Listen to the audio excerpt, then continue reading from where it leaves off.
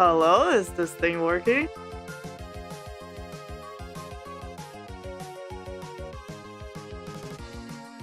Cool. Okay, who here love Mega Man?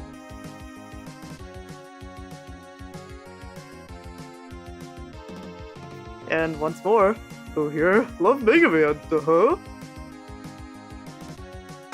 Alright guys, I'm your stream operator today, Salad. But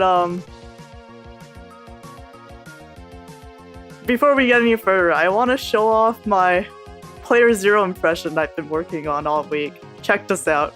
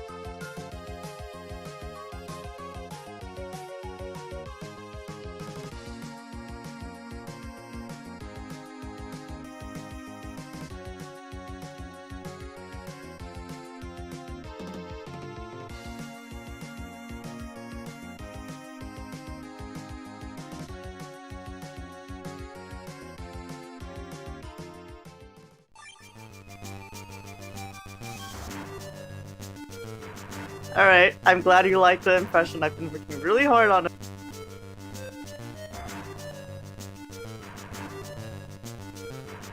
Okay, so where we left off last week was the end of the round robin stage, which lasted 2 weeks. And with that, we're going into a top 12 double elimination stage, except the last 4 participants, so placements 9 to 12, are gonna start in the losers bracket. So they're gonna have to climb out of the pit there. And you can see that Thiago is in 9th place, but unfortunately, it looks like some viruses got into his laptop and exploded it. So I hear, so he was unable to participate in the top cut. And because of that, Desmond is actually going to be joining. I'm glad you liked it, Player Zero.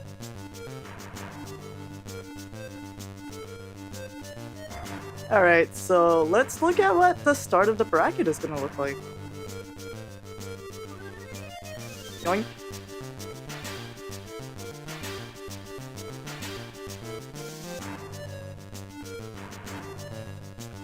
Okay, so first up we're gonna have Player Zeros versus Sharona Nep. And that's gonna be the start of the winners bracket.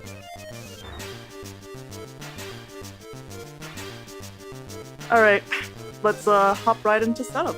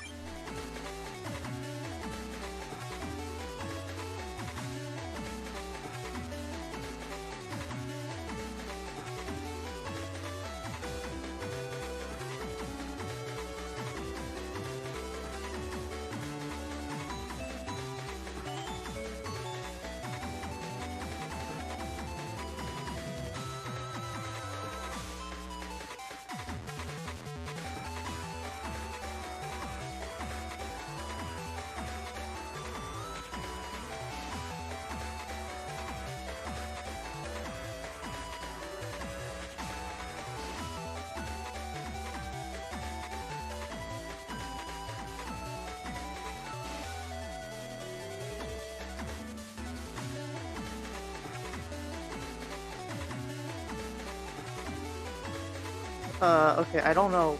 I'm not sure why that's happening.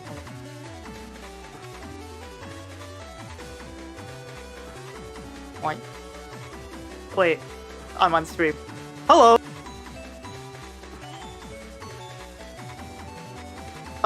Okay, let's try again, guys.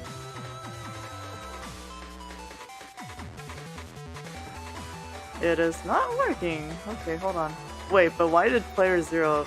Okay, that's weird. Okay, give me a sec. Alright, here we go, guys. Technical difficulties time. Hold up.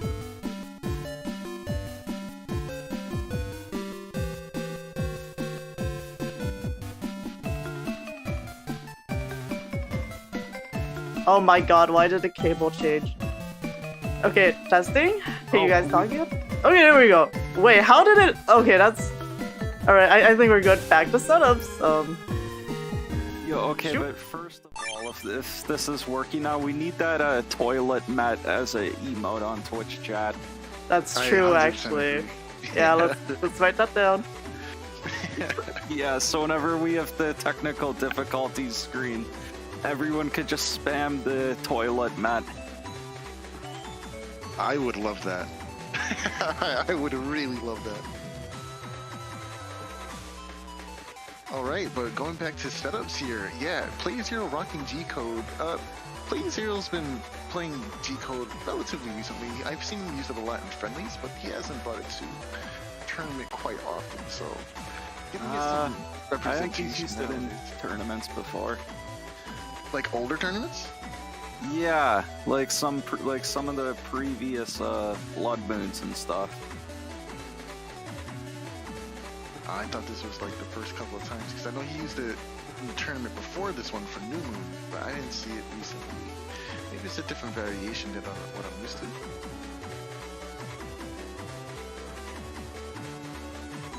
Yeah, I think this one is a little bit different, because this time we can, looking at his Navi cust, he has this good bugged cust with a max cust aid. Undershirt, super armor, 1800 HP, and also completely maxed out buster stats, even speed max. Yeah, this cust is insane. Packs a lot of value, but the one thing we have to be worried about is that custom bug. I think it's custom bug level 1, so it's not too bad here. But going past turn 4 will result in the loss of a battle chip in hand per turn. Not permanently, right? You just get to see less every turn going on after 4. But that's easily circumvented with the use of Dust Cross. Thankfully, Falzar players have access to that cross, and they can use the Dust Chute to try and dig for that bug fix that they need in order to get rid of that custom bug. Yeah, for sure. Only having custom bug level 1 with cust aid isn't too bad. And also, Player Zero is sometimes known for his luck, so who knows, we might just be seeing a lot of early bug fixes anyways, even if he doesn't use Dust Cross, who knows. But now, looking over here on Sharona's chip selection here, we have E-Code, which is gonna feature some of those really cool Elect Pulse 2 combos with Fire Burn and Corn Shot. Oh, Corn Shot being tagged to White Capsule just so they can get the confirm for Fire Burn very easily within the same hand. I do think it's a bit odd to not be maxing out on Elect Pulse 2, because that kind of is the center focus of the strategy, but I think this can work out very well. What do you think? Yeah, I think that normally with E-code setups, in order to make the combos flow, you actually usually need to either cut down on either the amount of area grabs you have or your defense. But we can see Sharona actually even has more defense than average with the 3 invisible, 3 anti-damage, life aura, and even a barrier 200. I think normally with E-code, you would run it with either no invis or no area in order to have more room for Wind Racks and Elect Pulse. So I think it's interesting that Sharona still decided to go with all this defense and area control. Yeah, for sure. I think I would have dropped down that barrier 200, maybe drop down on the anti-damage and invisible and run the 2-2 split, and then get those extra battle chips in there and run maybe something like fast gauge regged and double fast gauge and just go all out with the E-code. But hey, this is Sharona's build, right? Not ours, so what can we say about it other than to watch it duke it out against PZ? Let's get the clips rolling. Oops. Okay, we good?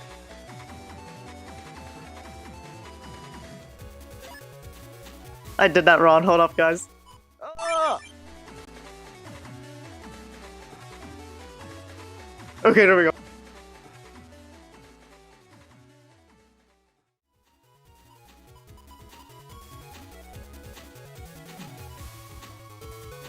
All right, looking at Sharona's side, we do start off with this awesome area grab in Invis and Elect Pulse. Man, those Blood Moon top cut transitions with the full trip chip folders never get old. They're always so clean. Yo, on instinct, going for the Invis as soon as the static pops up. What a reaction that was. PZ recognizing that was happening and decided to go for bug fix as a TFC since he wasn't gonna get down that static either way. that was really crazy. On reaction Invis, what a chain. Yeah, I mean, this match was played at a pretty slow speed, I think close to 50%, so that can give you more time to react to some of these real-time chips. We see a bit of a freeze to signify that little bit of a slowdown that they had, but it recovers well.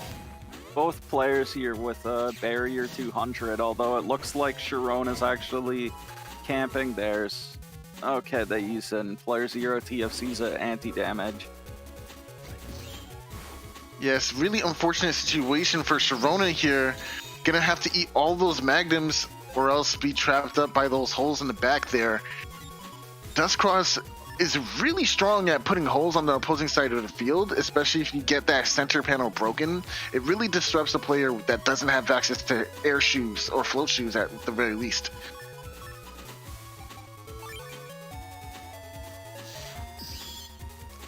Tengu gonna come out here, one of the signature plays by Player 0.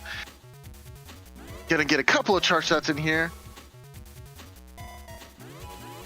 Yeah, oh! This is pretty unfortunate for Sharona since they brought their life aura this turn, so that will just get instantly removed by Player 0, and then he immediately responds by using his own life aura. Life aura will be dealt with potentially by this Wind Rack in Sharona's hand, so it won't be that big of a deal. Going Beast out now, though, I feel like might be a bit of a waste, but it will allow for much more optimal chip selection in the upcoming round after this one. Yeah, and so Player 0 does have Buster Bug level 3, so it looks like he's going for those Buster Bug procs to try and pop Sharona's anti-damage, and there it goes. Unfortunately, Sharona waited to use their area grab, so Player 0 was able to step forward, and now he's reclaimed the entire thing. Ooh, right at the tail end of the turn, gonna go ahead and get some big damage off of Groundman SP here.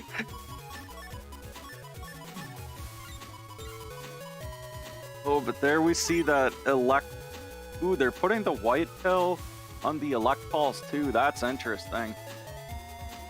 The most optimal place to put it is the corn shot in order to guarantee that Fireburner hits because of the pulling effect from Elect Pulse 2, right? Yeah, the Elect Pulse. Oh, but they still get it, and yeah, we see that is about 500 damage coming out there. Ooh, but responding to in kind, not only with some damage of his own, but a roll lock here. Tengu gonna go ahead and do a lot of damage here. Invisible will save Sharona for the end of the turn, but Oh, no damage done. Colonel Force will not help here because there's not enough space to get a decent amount of soldiers out. You have to play out of your mind to get out of this situation.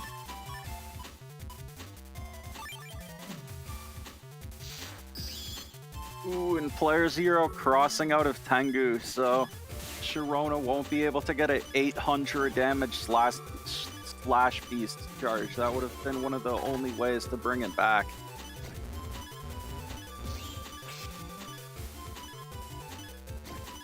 Going into Tomahawk here was probably the best choice for this last turn situation, because you will now be able to deny. Oh, thanks to Status Guard, you're denied the paralysis from the Colonel Force, and of course finishing it off with Meteor Knuckle.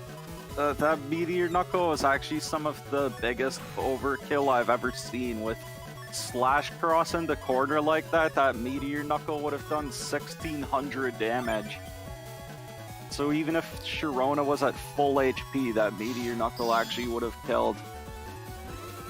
Easy, just showing off his skill at efficiently getting that lockdown for the Tengu charge shots.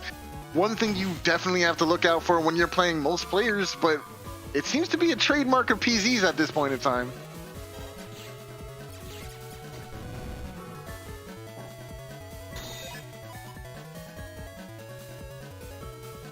Ending the turn with Invisible is a little risky versus a player that has access to Elect Pulse 2s, but unfortunately they don't seem to be in hand right now, so it's gonna be a decent chunk of time that will be wasted going into the next custom menu. And predicting the Elect Cross, going for Tomahawk.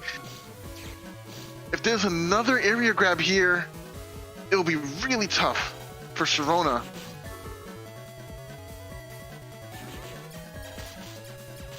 Yeah, it looks like player 0 doesn't have any more area grabs. Ooh, he... When you speak too soon, Yeah, it's player 0. Sharona still made it back to Cust, and we see here they have this Blast Man and Fireburn 3, so this could actually do a... Oh, not bringing the Fireburn 3 against the Tomahawk Cross. That's interesting, but now we see... I think not bringing the Blast Man was kind of correct here. We all knew that PZ was going to go right for the Roadlock yet again. The lock has made its debut onto the stream, and the Neo Variable whiff. The Neo Vari. Meteor Knuckle. Oh wait, he did take Blast Man.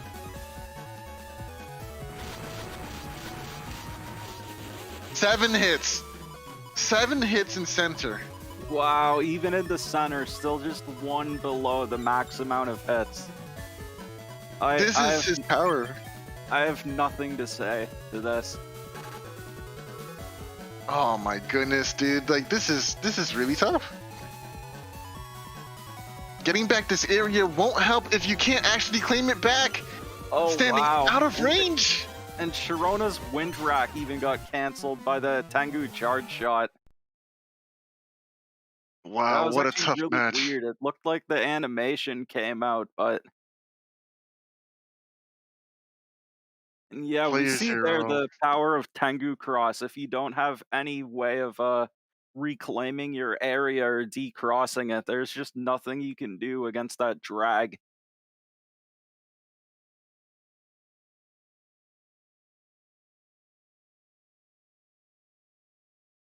Well, moving on down the line, great game to both players, but we have a few more matches to get through.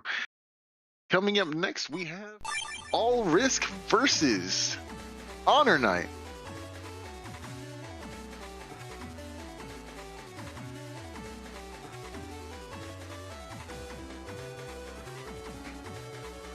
Honor Knight, a really great player here, but facing up against somebody who's all about taking those risks and getting the nice cheap shots in. You see what I did there? Yes, Soul, I do. All right, so what do you feel about All Risk Folder here? Yeah, so Allrisk has this interesting J code setup here with the mag coil and sensor. So we also see a lance and some winderack. So Allrisk looks like they're going for a sensor slide combo here, which is pretty interesting to see. You usually see that with Falzar and in K code, so definitely be interesting to see if Allrisk is able to pull it off. Since it's J code, we can also see that they have the Destroy Pulse PA. Destroy Pulse is a seriously debilitating battle program advance. Wow, messing this up pretty bad today. But anyway, it does about 300 damage, pierces invis, pierces even status guard and gives them blind, and I believe it stuns you for a little bit longer than I think Judgment's stun, or about the same amount of stun. I don't remember the frames of that. I think it's 150 frames of stun, so it would be the same as Rush.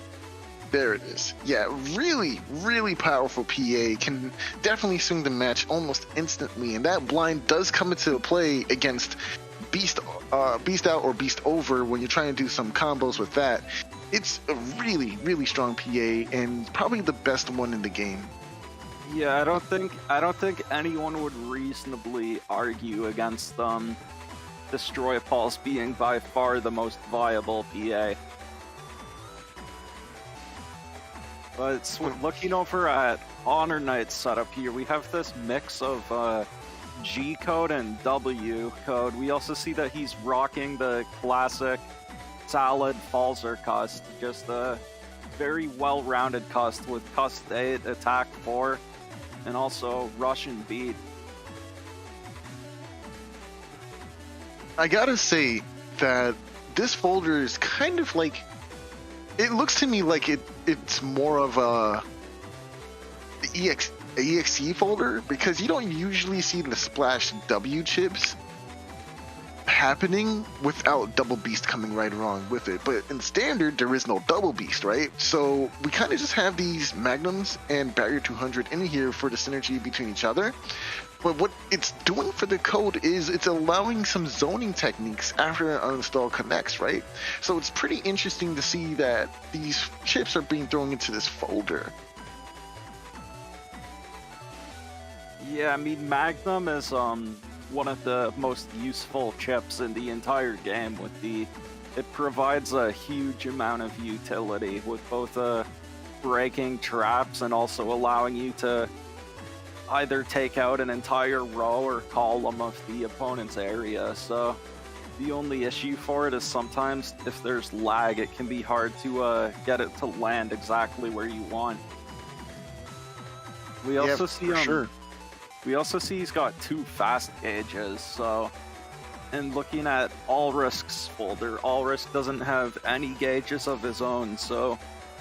Honor Knight will be able to pop off these 2 fast gauges whenever he wants. And probably use the second one for a beast charge as well. Yeah, now, or even just throw it away if he just wants to cycle through his folder faster.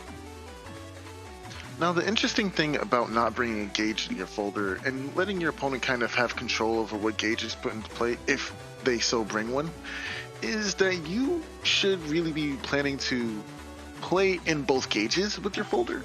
So having a strategy to go against somebody doing slow gauge strats inside your folder already needs to be accounted for, but Greyguard does that naturally with those charge shots, right? So it's not the biggest deal if fast gauge or slow gauge is put into play, because Allrisk can adjust the strategy ever so slightly to accommodate those gauges. Yeah, I think this J code folder might actually work pretty well in fast gauge with the Destroy Pulse, and if Allrisk is able to get the a sensor slide combo going, that could still work out pretty well for him in fast gauge. All right, the combatants are set, so let's see who will win this net battle.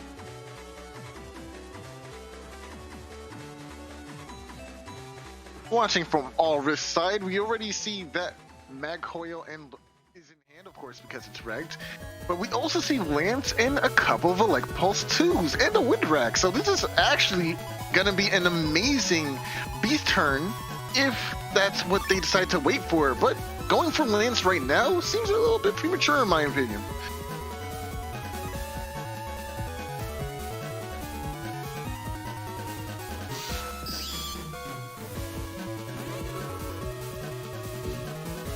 Ooh, and it looks like Honor Knight might be going for a anger play with Rush here. If he has a Wood Dragon or something, this could be a lot of damage. Ooh, oh no, but there is a response for it. Thankfully, that would have been a significant blow on the first turn of the game. That would have been 960 damage. Talk about close calls. Yeah, that would have already put All Risk close to death range. That would have taken out already like 2/3 of his HP, so that would have been huge. Fortunately for All Risk, they had that anti-damage. You know, All Risk's life definitely flashed before his eyes in that situation.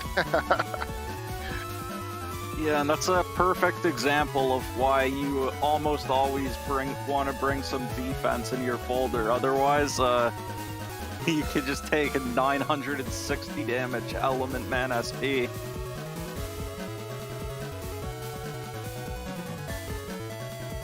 A bit of a wait time coming in. Lance is still in hand, which is really interesting, deciding to keep this chip here. Oh, there's a lockdown. Yeah, and I think All Risk doesn't have air shoes in their Navicuts, so now they're just locked into this bottom row and have no way of avoiding the dust cube there. To take another 200 damage from pressing your B button. This cross is so good. Dust Cross can do it all. Objects on field, let's clear them. Objects on opponent's side of field that they're trying to set up, clear them as well. What? You're trying to move around a lot? Let me break some holes into your board and see how you like moving around holes. It's just too much, man.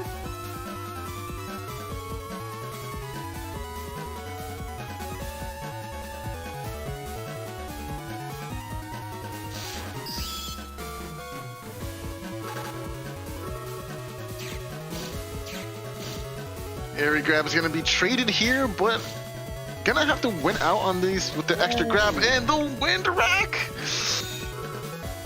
Oh my gosh. That's why you never want to go to the front with the Race Cross. The Race Cross always wants to camp in the back row.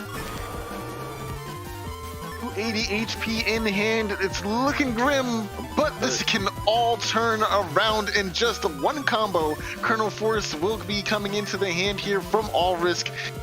Will it connect?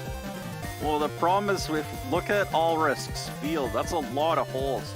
You're gonna want All Risk is probably gonna have to wait for the holes to be repaired before he goes for the Q Force. That middle row should be fixed soon. Ooh, but now he's up to a almost full area lock. Oh, never mind.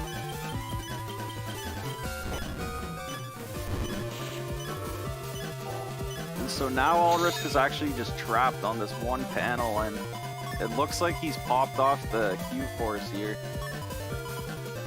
Not going to get any value out of your Giga. It's got to sting. But we do have some follow-up chips in hand going for a kick Beast Rush combo with these Elect Pulse 2s and Elect Pulse 3. The proper sequence, I believe, would probably be this Wind Rack, of course, to get rid of that barrier. Elect Pulse 2 into 3 into 2 again to deal with that flashing. Yeah, I think All Risk, it might have been greedy, but I think All Risk definitely should have waited for that middle row to be fixed to use that Q Force. Absolutely, just being a little bit patient despite the low HP count, right? Look at the turn that Honor Knight had. He completely predicted this Colonel Force coming into play. But now that he's out of your seemingly best strategy in this current time, there's not much for Honor Knight to be scared of. The Erase Man comes out. Let's see what follow-up. Ooh, the Element Man. This will be the game. Oh, he still had the cubes, dude. That's crazy. Wow, big damage coming out from Arnonite now. However, this is game 2. Allrisk can easily change up the playstyle and accommodate his opponent's strategy into mind. Yeah, and this perma-hole field is also very unfortunate for Allrisk. This will make it very hard for him to get any value out of Charge Cross. And using Sensor here against Dust Cross, this isn't gonna work out either. It will allow an easy way to get rid of that anti-damage, but that's all it's really buying you here. And now Life Aura comes up as well. Another amazing turn, gonna bait rush here through the Life Aura, which means you won't get the paralysis side effect.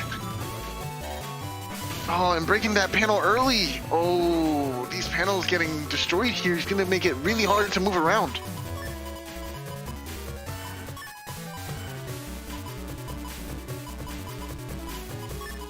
Okay, we have Windwreck in hand, going for another Boomer play. What are we digging for?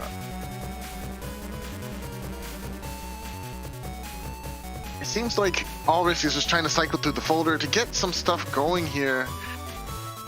You might be able to get a hit or two off this Boomer though, so that could be nice.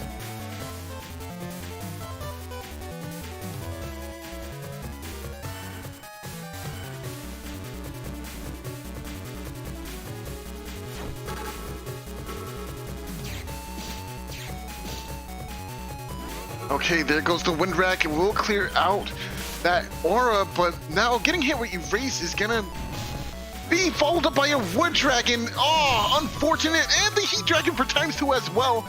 Oh man, such big damage coming out from Arnonite's side here. Perfect sequencing. Yeah, and it looks like Allrisk is now going for Erase Cross. We'll see if he's able to get a good turn of Erase Cross. Arnonite's already popped Fast Gauge this round or not. Oh, it looks like he has, so unfortunately Allrisk won't have much time to go for charge shots. And I don't know why there was no TFC on that Magnum. Anti-Navi will come up here, and the placement of Sensor. Not enough time to suck it up because of the animation.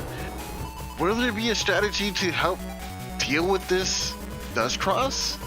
Beast charging won't be enough here because of the long times it takes to charge up those beast charges, especially Erase. Yeah, and the problem for Allrisk here is they have no cursors of removing this Dust Cross, so these sensors, as long as Honor Knight is in Dust Cross, Allrisk will be able to get any value out of them. Oh, Allrisk might have been able to step forward there to actually keep their life aura, but unfortunately it looked like they stepped backwards, so their life aura was easily removed by the Windwreck.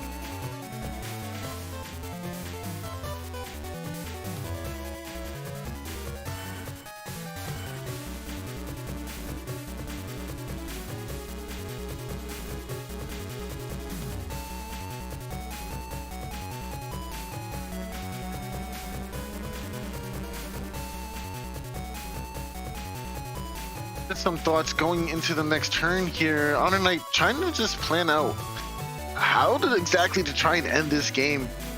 But of course, Allrisk is still in this game, not over yet until the last point of life is gone. That will deal with that trap on Allrisk's side here. Has to take this damage. Oh, but Honor Knight rushed it just a little bit and gets hit with a ×2. I wonder if Honor Knight, that might have been an accident. He might have been actually going for a Dust Beast charge there to try and avoid the tail arrow. That was kind of what I was expecting to see. So I'm not sure if that if using Element there was intentional or not. That's actually a good point there. But unfortunately, this is what happened, and now we get to see how the rest of this will shake out. Anti-damage will save the life here, because that drilled beast charge would have done a significant amount of damage. Element Man SP as well, but the TFC for that as well. Oh man, all risk, trying to keep his life as high as possible. Oh, but accidentally using Judgment here. Oh, but gets the hit in the center with the yo, the Justice one straight on. Will this punch be enough to bring him back into the game? Yeah, you don't see Justice one too often, but honestly, it's a pretty good chip. It it cracks their entire area, and if you can get that center hit, that's 220 breaking damage. So Ulrich is gonna go ahead and take this grab revenge here. Possibly expecting area grabs to come out from Honor Knight here, but Honor Knight just steady bringing out these defenses here. There's the area grab after the grab revenge. yeah, and Honor Knight now after popping Sanctuary has these holy panels. And unfortunately, it looks like Allrisk has no way of removing them right now. So for now, Allrisk will just have to deal with these holy panels on Honor Knight's side. Ooh, and that was a unfortunate Erase Man TFC there. 1, 2, 3, 4. One more hit, we'll call it. That's the average amount of hits for that placement. But yeah, that's it.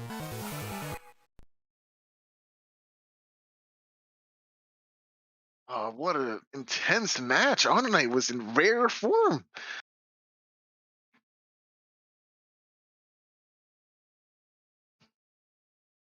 GG's to both players. You guys both played really well there. But unfortunately, Honor Knight was able to edge out that win.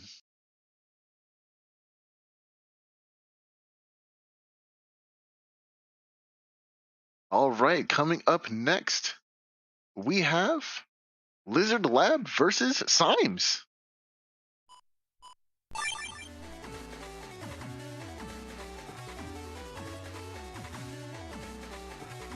Yeah, so I'm not sure who this Symes guy is. I've never heard of them before.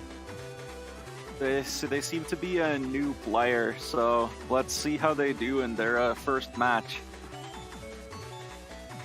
I mean, looking at Symes' folder here, I think it's interesting to say the least. It doesn't seem to have any flow in terms of codes in the chip selection. We got Z and E and Q and Y and U. What is it like? What is he doing? What do you think he's doing, Symes? Yeah, he has all this soup and he only has Cust 6. Like this is definitely a new player making their first folder. So we'll need to give this guy some advice and strategies later. I agree. I mean, at least he's running the Element Man's encode, like with the Lex Sword of all things, but he's got something going on over there. Yeah, I mean, I guess we'll see. We also see these holy panels and Sanctuary. So I mean, Sanctuary's always a good chip. We just saw it used very effectively by Honor Knight in the last match. So. Well, enough about this Symes guy. Let's talk about Lizard Lab. You know, a really solid player. Definitely coming in here with that J code as well. J was really popular around this time, huh? Yeah, and with Gregor as well. Usually before we've seen J more with a Falzer, but with Gregor you have access to Elect Cross, which gives a boost to all the Elect pulses. So it definitely adds a bit more power for the J code compared to when it's used with Falzer. I do like the idea of bringing 3 Wind Racks along 1 extra Elect Pulse 1 than usual. Will go really well with the Elect Pulse 2 strategy, going in for those Beast Rush combos, of course. No fast gauge here to be seen. Not the biggest ideal, I think. You can still play Gregor very effectively in and out of any kind of gauge, really, so. Yeah, we see Lizard Lab also has Sanctuary, so both players with the Sanctuary here. And both players also with the Recov 300s. Looking at Lizard Lab's cust, though, this is a pretty interesting cust. We see the Lizard Lab has the pet cat, Tango. Oh, so we have pets here. The Tango making a debut in Top Cut for this tournament. Thank you, Lizard Lab, for bringing such an interesting Navicus beast. Yeah, you don't usually see Tango too often because it kind of has a very awkward shape. But so what Tango does is when you get down to critical HP, it gives you 300 HP and a barrier 100. So we'll see if the Tango comes into play here. There are some niche, well, actually not relatively niche, but really good ways to counter Tango before he even activates. One great way is to simply kill your opponent in a TFC kind of combo, like maybe base, where they can't trigger the Tango mid TFC. Or maybe something like denying it by forcing your opponent to hold B on their Gregor Buster, right? Like if you're holding down your B button, then you won't be able to activate Tango even if you're in critical HP, so better let go of that button. Yeah, so the way Tango works is it won't activate until you're just in like your normal default state. So also with the paralysis from a Q force would also prevent Tango. So,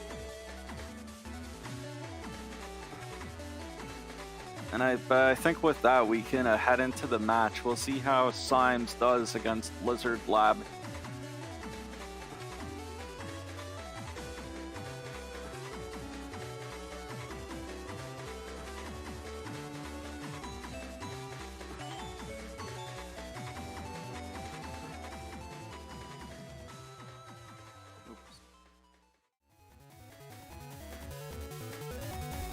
All right, getting right into it.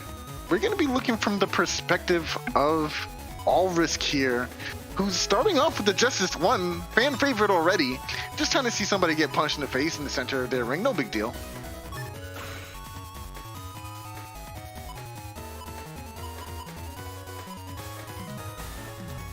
Oh, did I say All Risk? I totally meant to say Lizard Lab. Wow, shaking my head.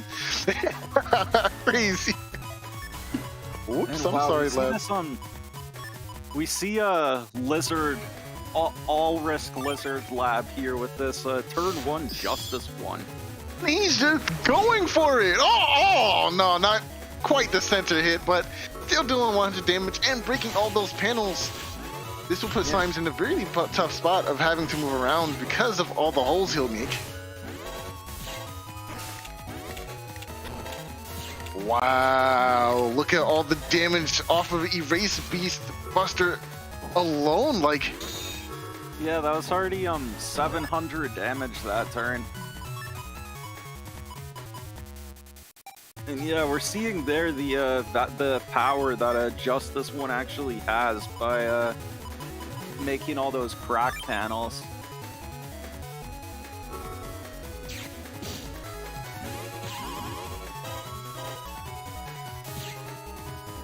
Really like the spacing that you're going for here with Element, Charge Cross rather, trying to avoid Element Man, but going forward regardless, seems fine. And it, Recover 300 coming out from Lizard's side too.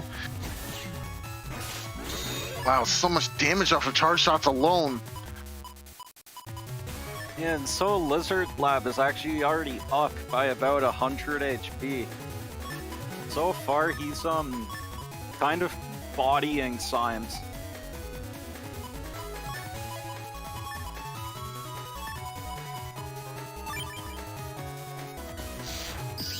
Oh, going for Slashcraft here is actually quite smart because you already have the plus area, maybe packing an area grab of his own in hand, but it will be combated by this Judgment. Oh, no area grab in hand. Oh, but your own Judgment. Oh, there is an area grab. There it is. All right, very nice, very nice. Gonna go ahead and get all this damage in. Better use your recover 300. There it is. So much damage. This is charge shot to battle. Yeah, that's how these Gregor versus Gregor matchups can go sometimes. Seeing a lot of these charge shots coming out on both sides, but we're seeing here the power of Slash Cross when it has a plus area. Even against the Race Cross, the Slash is clearly winning these trades. Ooh, but Lizard Lab already has Q-Force in hand. I don't think this is the perfect place to go for a Chrono Force turn, especially since you're down on area. So I do think changing it up and going for a couple of the Navi chips here. I'm not sure if going Elec is the right play here. Especially since you're already in a cross that does beam moves. Ooh, what Lizard Lab could have done there is Lizard Lab could have gone for the Element Man Elect to trap me in the back column. Yeah, that definitely would have been smart, but now the punishment of going into Elec is now coming into play. Tango will give you some HP and a barrier 100 to go along with it. But still not enough to stop the onslaught that is Slash Cross. This is what happens when you get trapped in slow gauge. Oh, that one miss. Will it be enough? He makes it. Wow, thanks to that slightly mistimed charge shot, Lizard Lab was able to make it back into Cust. Yo, hold on a second. I think if you just go for J combos, you win the game. Oh! Wow. Okay, you know what? I think leading with Elect Pulse was the optimal choice here, right? You probably but there was still the Chrono Force coming out. Oh man, that was tough. I think Elect Pulse would have been the best lead into Windrak, and then just chain combos there. Yeah, and I totally meant to do that. That was definitely intentional, 100%. Yeah, absolutely. Yeah, no bias. No bias. Not on our streams. This was kind of an unfortunate TFC here. TFC needed a race man on the Invisible, so he gets to keep it after. And now it looks like Lizard Lab is the one going for the Slash Cross lock. Pretty upset about that first game, but you're still getting really good value here too, because now he is forced to respect Charge Cross. Yeah, thanks to the invulnerability from a Charge Tackle, Charge Cross actually can kind of mess with Slash Cross a little bit, because they have to respect the Charge Tackle, otherwise it could actually just like eat the Slash Charge shot. Oh, and there's Zay back in chat. Welcome back, Zay.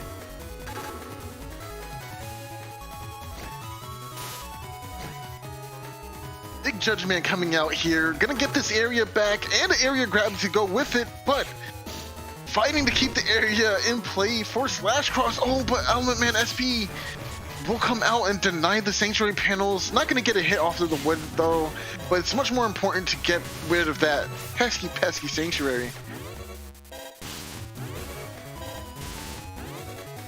Oh, the reads on the movement here. Oh man, that's such good movement. And yeah, so we're seeing there, as strong as Slash Cross is when it has a plus area, we're seeing there the big drawback of Slash Cross is that it can't really do much when it doesn't have the area, and it's just forced to try and dodge the other person if they get camp in the back. Ooh, but Lizard Lab does get this Destroy Pulse here. Tango will trigger, giving up another barrier 200. Nice, well-timed area grab, having to make the read while blind. Really impressive here. So the idea is to force the opponent back mentally by holding your charge button. you're gonna naturally want to go backwards to avoid that slash, which gives you the ample opportunity to go for an area grab. Yeah, because you can hold forward to protect your area, but then you'll still just be eating the slash cross charge shots anyways, so...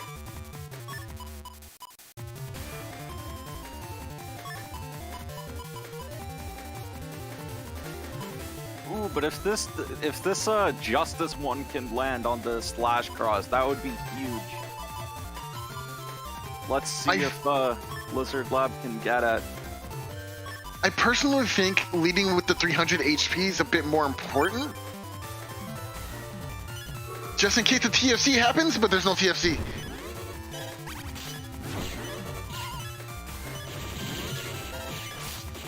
Oh no, but missing the opportunity to Justice 1! Yeah, it might have been better to go with the life aura that turn as well, but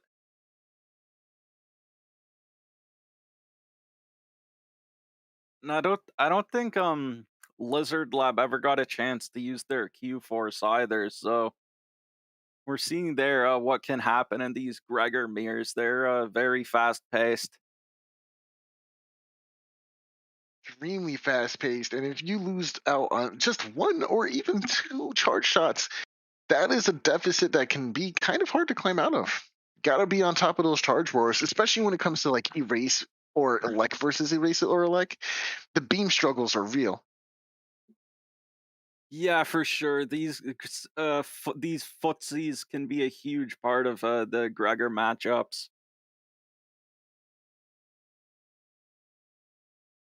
But yeah, so well played to Lizard Lab.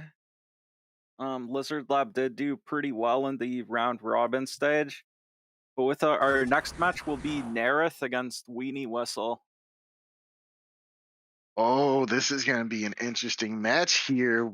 Nerith rocking that invincible W code, W for win, of course, versus Weenie Web. And oh, Weenie Whistle going with the V code, V for victory. So what's more powerful, winning or victory? Are they not the same? Yeah, this is a lot of wah versus the, whatever sound V makes. So we see Nerith with the get on Gundel souls, but the problem for Nerith is if we go over to look at Weenie Whistle's cust, they have air shoes and Nerith doesn't have any uninstall, so Nerith will actually have no way of confirming those Gundel souls. And also thank you Zay for the $10. Zay is known for being the guy that donates every stream, so good to see him getting back onto his streak. Much appreciated.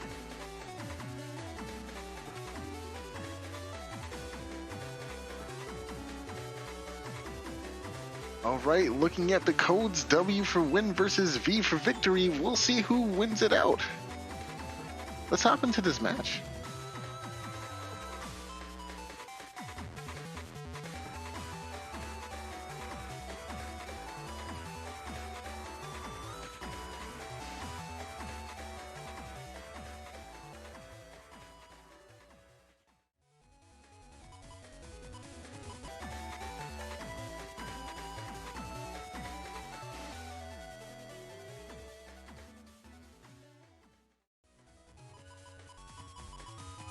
And yeah, so we're looking at this from Nerith's side.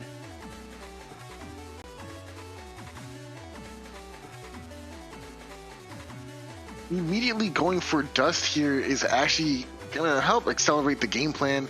Maybe fix up the folders for anything you would need. Oh, the 3-frame on that spout. Yeah, I think there's some slight issues with this stream. Okay, there we go. The clean transition.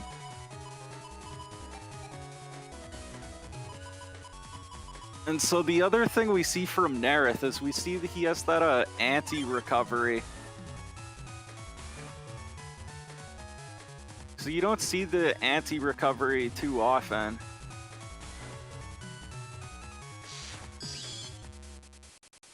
And Just going back to Weenie Whistle, though, unfortunately for Nerith, Weenie Whistle does not have any recovery chips in his folder, so Nerith will be forced to Beast Charge the anti-recovery or just throw it away.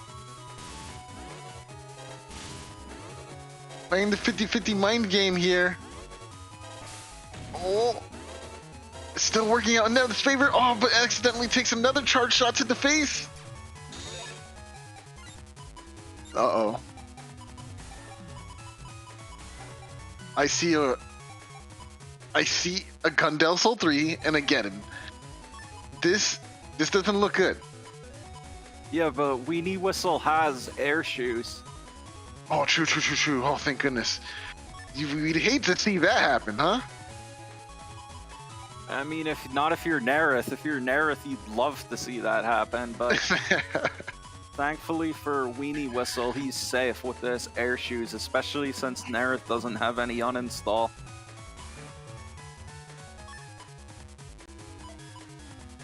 Now, what we're really going to try and pay attention to is how exactly Nerith converts these battle chips that are seemingly useless against air shoes, right? Especially without the uninstall.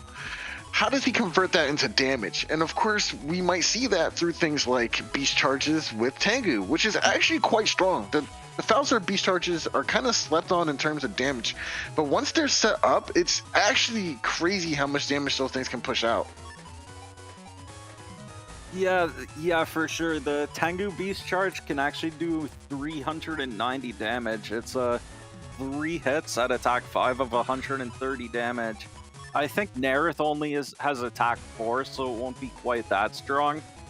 It might be like only 360 damage or something, but either way, that's still a lot. There's a lot of thought going into this turn. I don't think it's quite as complicated as it may seem. Going for back B, we'll be able to clear the aura and +1 area. Oh, the freeze! Gonna eat a charge shot for the troubles. The freeze actually kind of saved Nerith there because if it wasn't for the freeze, then gets the D-cross. But if it wasn't for the freeze, he would have actually taken extra damage from the elect charge. Missed the back B conversion.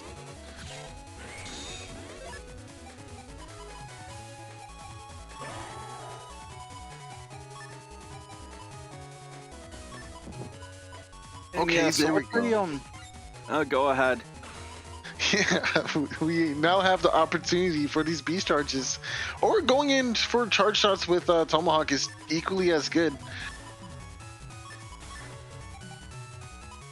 Yeah, the problem for Weenie Whistle here is that his V code actually relies very heavily on Erase Cross or on Elect Cross with all those with the bubble Elect combos. So losing Elect Cross here is actually very bad for Weenie Whistle. So we'll have to see what cross he decides to go for next. This panel grab, alongside some ×2 charge to Mega Boomers, is gonna be crazy damage. I actually think that that's something I want to see. But chip charging these Gundel Soul 3s is equally as valid.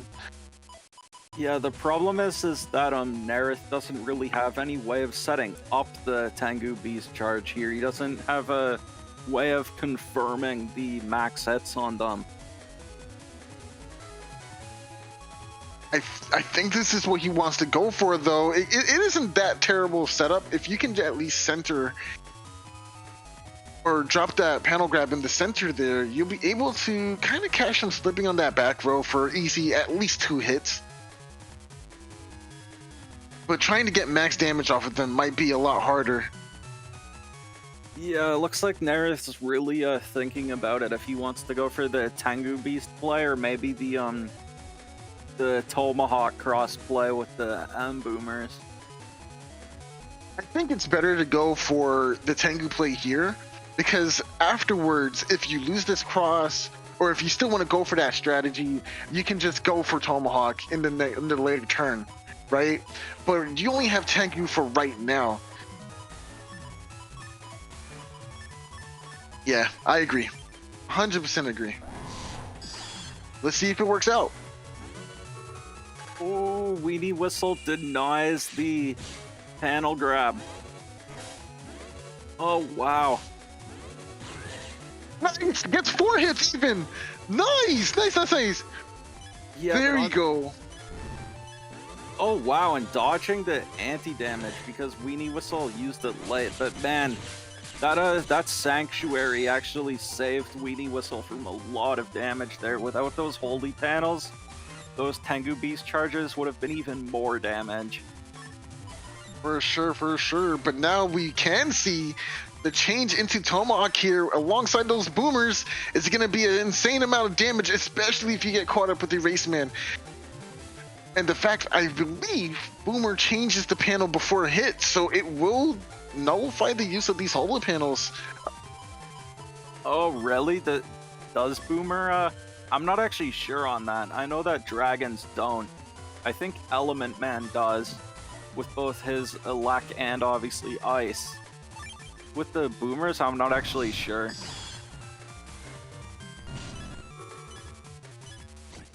Oh wow, but Nerith is now down to just 65 HP, and Weenie Whistle is currently in a position where the... Oh wow! The Super Vulcan to finish it off. My jaw just dropped. That was... Woo!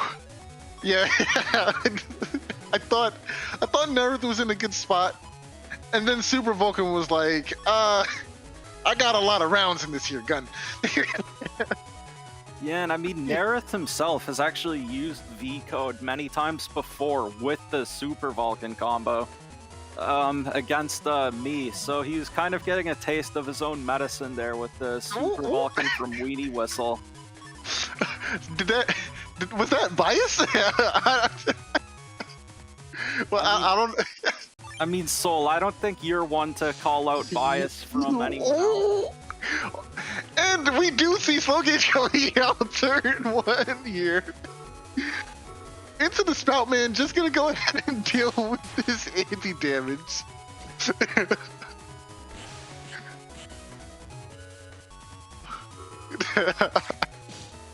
Oh, okay, so we get to see a really good setup here. Panel Grab is gonna go ahead and deny that.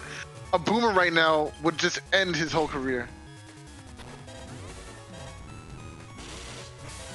Oh, and we see the bees coming out. Oh, and we see a Boomer coming out from Weenie Whistle. Nerith misses the first dust shot. Ooh, and misses with both of them. That's very unfortunate. I loved how he waited for it though, and without a doubt, we know that Weenie Whistle is gonna have to change from Elec, which is something you really don't want to see. But this field, unless you have a way to grab back these panels and maybe camp the center 2 panels that you have, you can't protect this cross. Yeah, if I was Nerith, I would actually consider keeping the get-on here, because a TFC get-on would completely deny a potential Judgment from Weenie Whistle. And keep him from moving as well, which will also just pretty much whack him out of that cross. Yeah, this is gonna hurt, like, a lot. Yeah, we'll have to see if Weenie Whistle has a way to reclaim his area or have some defense for these M-Boomers. Otherwise, this is gonna be, I think, 600 times 2 Boomer, I think, would be 680 damage. So... I actually think that the Magnum should go first, then the Boomers, because Magnum will guarantee that those panels are broken and you can't move. Well, Weenie Whistle... Oh! Not like this! Not like this! Blast bed! Oh my gosh, but who's gonna get it? They're both flashing. Oh no, you're not flashing, beat! You're not gonna be able to dodge that charge shot. No, you're done! Oh, wow. That actually hit it out. That last man, I think, also did 480 damage at the end to make it very close, but... A little too close, if you ask me. Yeah, Nerith definitely played that round well, but... Oh man, Weenie Whistle's gonna have to adapt to that. That was a bad situation to be in.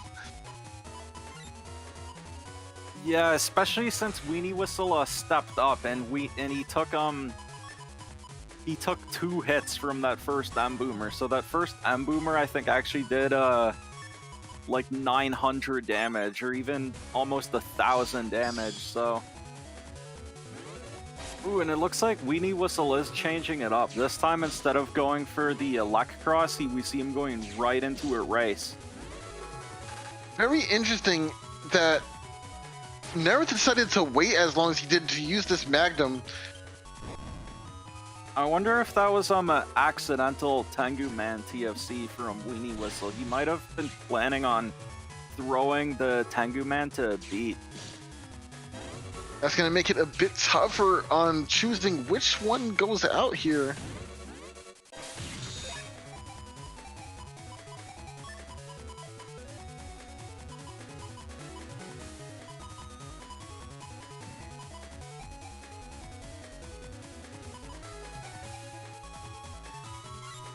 Oh, this is a really strong hand on Nareth's side here.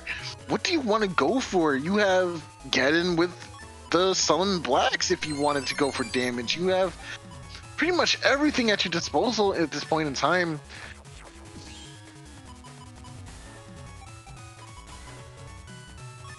You went from everything to nothing in like 2 seconds. It's crazy how that happens. Okay, but there are still holes on the field, so Summon Black will be able to do some damage potentially here. There's also a couple of area grabs which will allow for some Tengu locks. Yeah, Summon Black is actually one of my favorite chips because the really nice thing about Summon Black as well is that since it actually counts as null, even though it does sword damage. So if you don't have any holes for Summon Black, you can still actually use it as a beast food.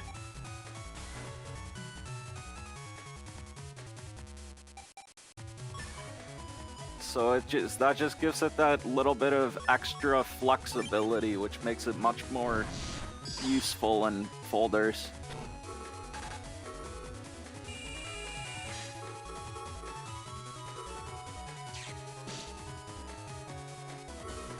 Raceman will land here, and we do have the Holy Aura ensue. This was actually a huge sanctuary from Weenie Whistle, though, because it will save him a lot of damage from this Tengu lock. Oh, and the invisible as well. Oh wow, Weenie Whistle managing to protect this erase here. Ooh. And that must have been a mistake by Nereth. But gets the D-Cross here.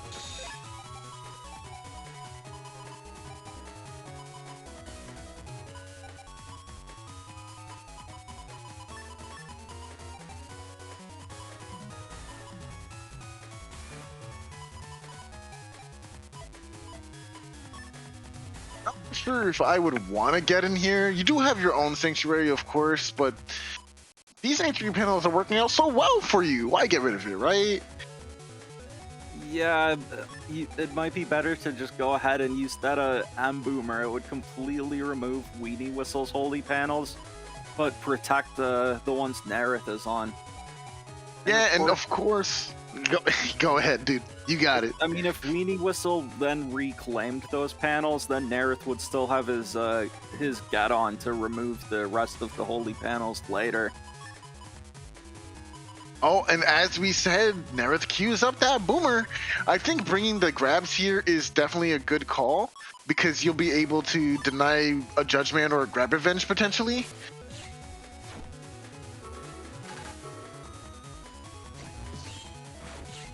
We do see the Grab Revenge come out from Weenie Whistle. Oh, into the Blastman! On the slide, will connect with this ×2 damage on grass panels as well. Very well played. Oh, but the punish! Judgment will paralyze here, but will he be able to get this area grab? Oh, he will! Yeah, but unfortunately, Weenie Whistle will be safe camping in the back column. Although he does take that charge shot, but it was on holy panels, so it only did like 60 damage. Oh, but there's the Meteor Knuckle. I don't think we've seen that come out from Nereth yet in the set. Oh man, I hate to see this chip. Every time I do, it just sounds like knock knock. It's Knuckles. It's interesting. Okay, yeah, bring the panel grab first to try and confirm more hits. Oh man, let's see what Nerith's luck is here. Let's see. No player zero. He's no player zero. He's not gonna get a crazy. He's gonna get like 4, maybe 3. I guess we'll see. Let's see how many hits he gets. Is he even gonna get a hit? No, not today. That's crazy. He's gonna get any. That's wild. Yo, he said, nah, that's it. You're done.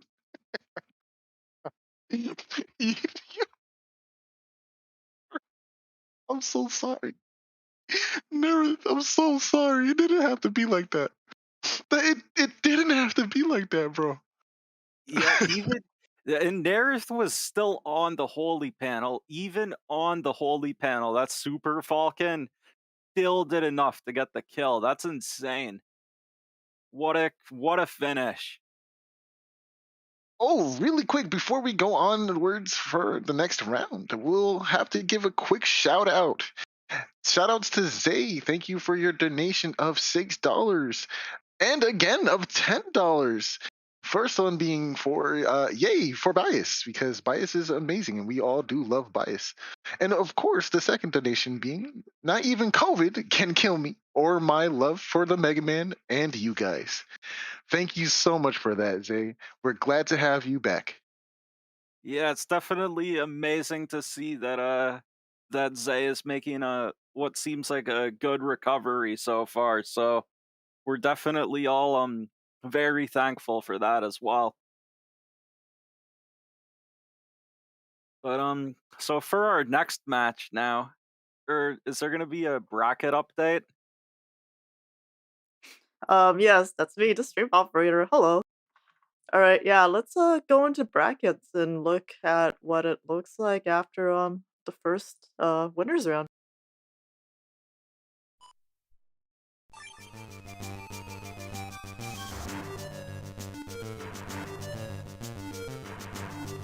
So this is where we started.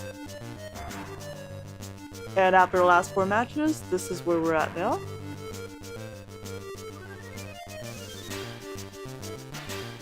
The Player 0, Honor Knight, Signs, and Weenie Whistle are moving up into what I believe is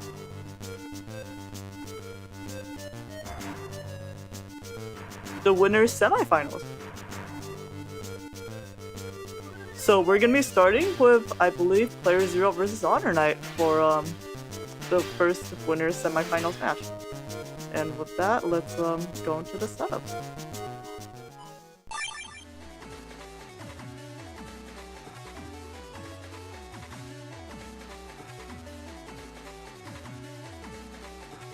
And so we're getting a this is gonna be a fresh Falzer mirror. I don't think we've seen any bird on bird action yet today, so Honestly, this is the best kind of action where you just see two Falzars playing the worst version together. You know what I mean? Like, it's nice to see Falzars just betray each other and hurt each other. For my, entertainment, of course. wow, so Soul wants to see this bird violence, huh? Well, absolutely, I'm here for it. No bias. No, never. No, never bias. No. No, come on, guys. There's no bias here. No bias.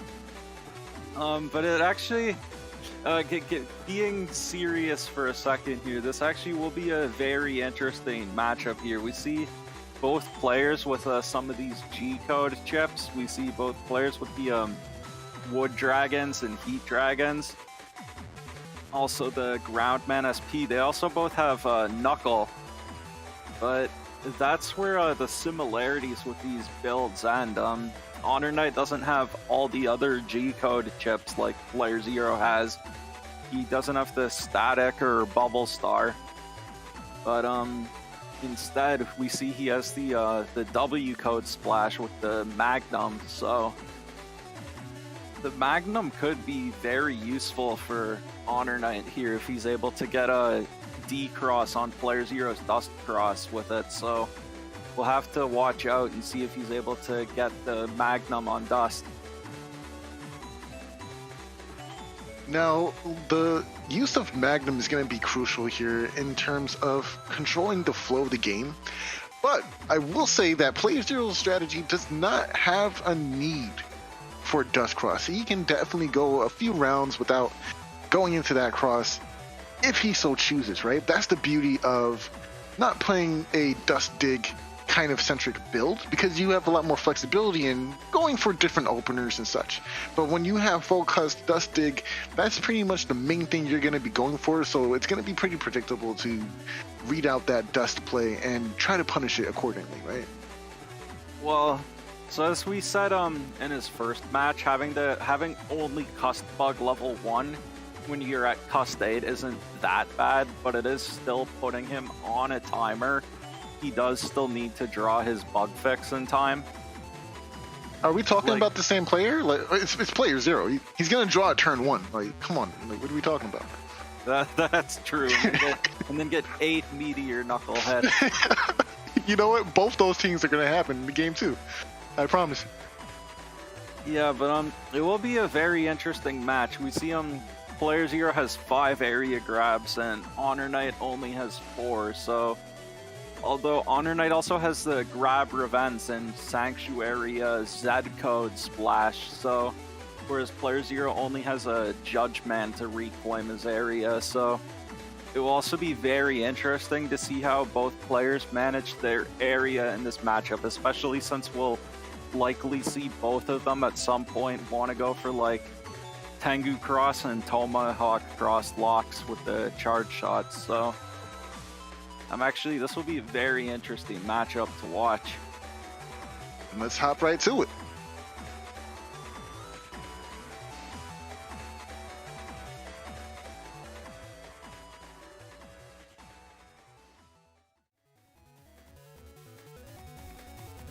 Already what? Oh man. So you called my it. goodness. You called it. There it is. I'm leaving. I am leaving. I don't even want to be here anymore. Did it turn one? Oh my god. I hate it here. I actually am triggered, bro. Yo, imagine being PZ. Imagine. Like, seriously, like, can't be me. Wow. Actually, wow. And it's not like the hand's bad. He got everything, bro. Like, he can do whatever he wants. I mean, we are seeing it's not all luck. Part of it is that he has the Cust 8. Yes. So having Cust 8 compared to even Cust 6 can make a big difference sometimes. Absolutely. Seeing Giga's early is nice too. Ooh, trying to go for these back Bs in order to get the volcano panels to hit. Ooh, very nice. I like that kind of strategy. Yeah, I mean, it's just getting the volcano panels don't even cause blinking, so if you can get it, it's literally just free damage.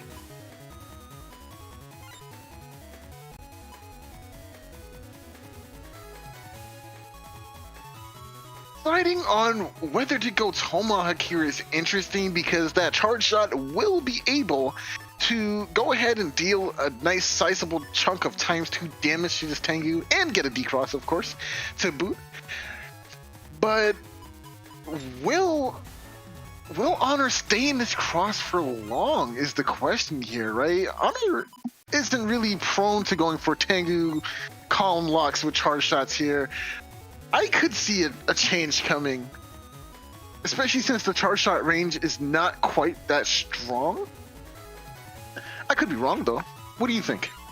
Well, I have no idea what. I'm still traumatized from the last Blood Moon when Honor Knight was going for those Tengu column locks. That's actually exactly something he would do. Ooh, but he's still he's still just pulling player 0 into the geyser panels.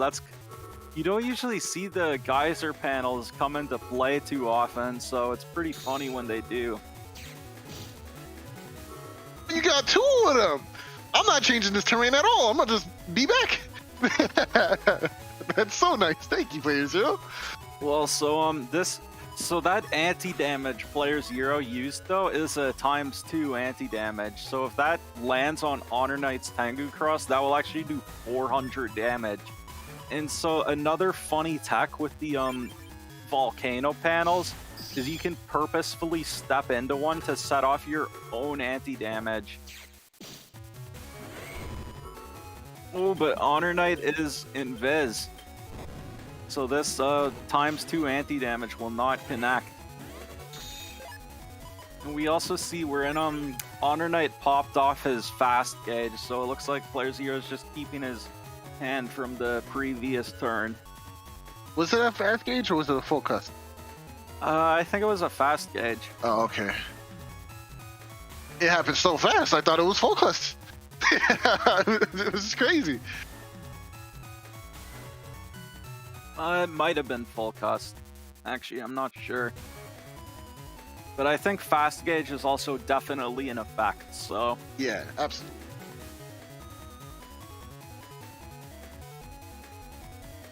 You know, I don't know what Honor Knight is thinking right here, right? You gotta push PC back into these volcano panels. At this point, your win condition is volcano panels. I just want to see this win condition play out. Yeah, you definitely that Magnum wanted to break the second to last column, so that way the volcano panels were just always gonna be doing damage. So one other really funny thing I saw with volcano panels one time, you know how Thiago sometimes doesn't run super armor? Mm-hmm. Oh. Yeah, so we got a volcano panel, this exact field with the volcano panels on the middle 2 columns. And so Thiago wanted to go for slash cross, but they kept on interrupting his charge shots. But now we see Honor Knight with the complete reversal, the grab revenge into 2 area grabs.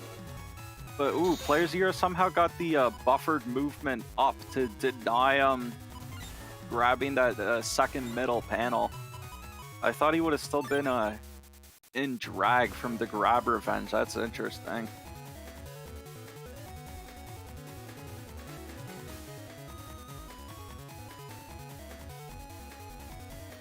Oh wow, the broken panels in the back stopped the drag prematurely. That makes sense.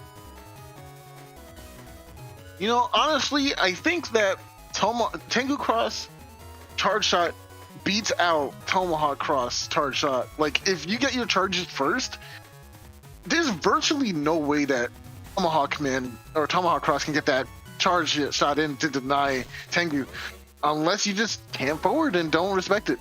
There you go. All right, never mind.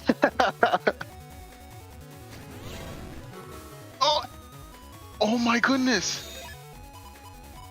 Yeah, that Element Man was 1 frame off. I thought player 0 is about to lose his Tomahawk Cross. And yeah, there's that plot armor again.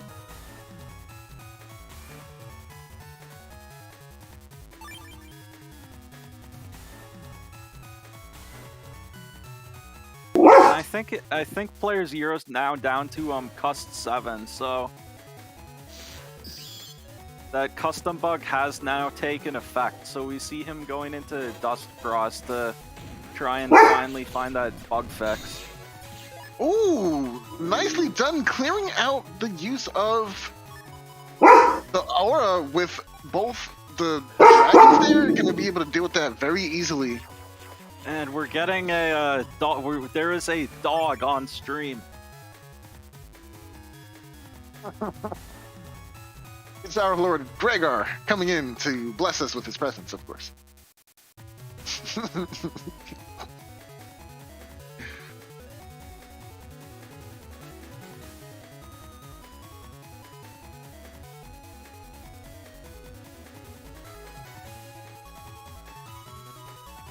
So I actually did think that the Buster Bug was coming into effect, but that last turn... No, wait, Oh, Buster there it Bug's not... goes. So literally, as soon as he mentioned the Buster Bug, there it goes. That was some commentator's curse. It's no, it's just peasy. He's waiting for me to say something so he can just disrespect me on stream like he always does. It's okay. It's okay. I'm not hurt by this. I'm not hurt at all.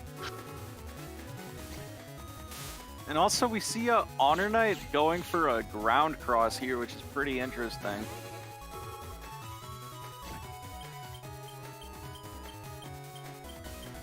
Gonna lose Dust Cross here, unfortunately. Really nice landing here. Will he have time to get a follow-up? No. No chance. The ground cross is just too slow, and the stun from Erase Man just is too short. Okay, guys, as I promised, 8 hits with the Knuckles is coming here soon. Don't worry. I mean, all he needs to finish the game is 5. Yeah, but he's gonna get 8. It's PZ. I mean, I guess we'll see. We'll also see if Honor Knight has any defense against the dreaded encode turn.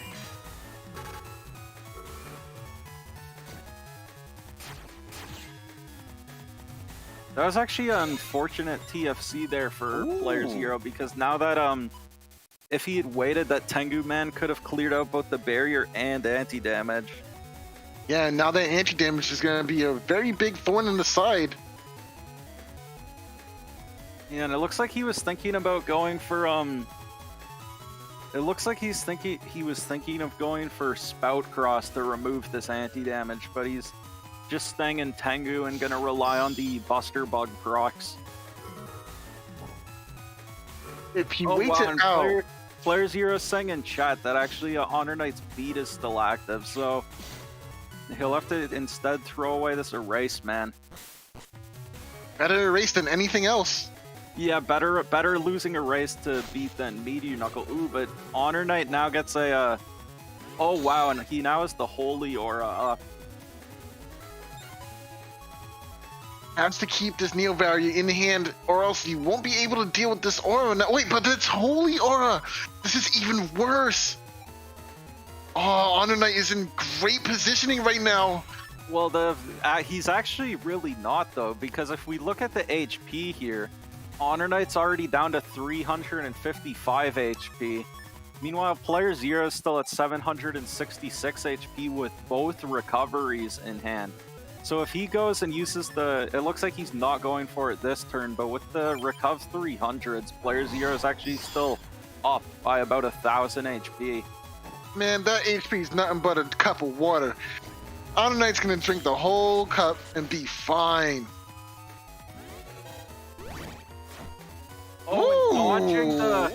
Using the Beast Out Winderack to avoid the ×2 Bubble Star and keep his aura, but Player Zero gets the Winderack at the perfect time, so... All that HP is going to be here too, unfortunately throwing away both Giga and Neo Variable. Now who's on the ropes? Oh, gonna get clapped up. Oh, just one Groundman SP and area grabs? I don't know, dude. This Groundman would actually leave Honor Knight at only 1 HP. We'll have to see if Honor Knight has any defense left to block this Groundman. Otherwise, that could be the game. Goes into the Bubble Boy! Meteor Knuckle! This won't be enough. 1 HP. 1, 2, 3, 4, 5, 6. 6 hits and trapped! Oh no, the area grab TFC to finish it. Oh no. Oh, and here we go, game 2! It ain't over yet! The true WinCon! The area grab for kill! Oh, that was so unfortunate for Honor Knight with how that worked out at the end. Oh, wow. Comfortably pushing up his glasses, stating, huh, you thought I was out of damaging chips? Think again! Oh my gosh.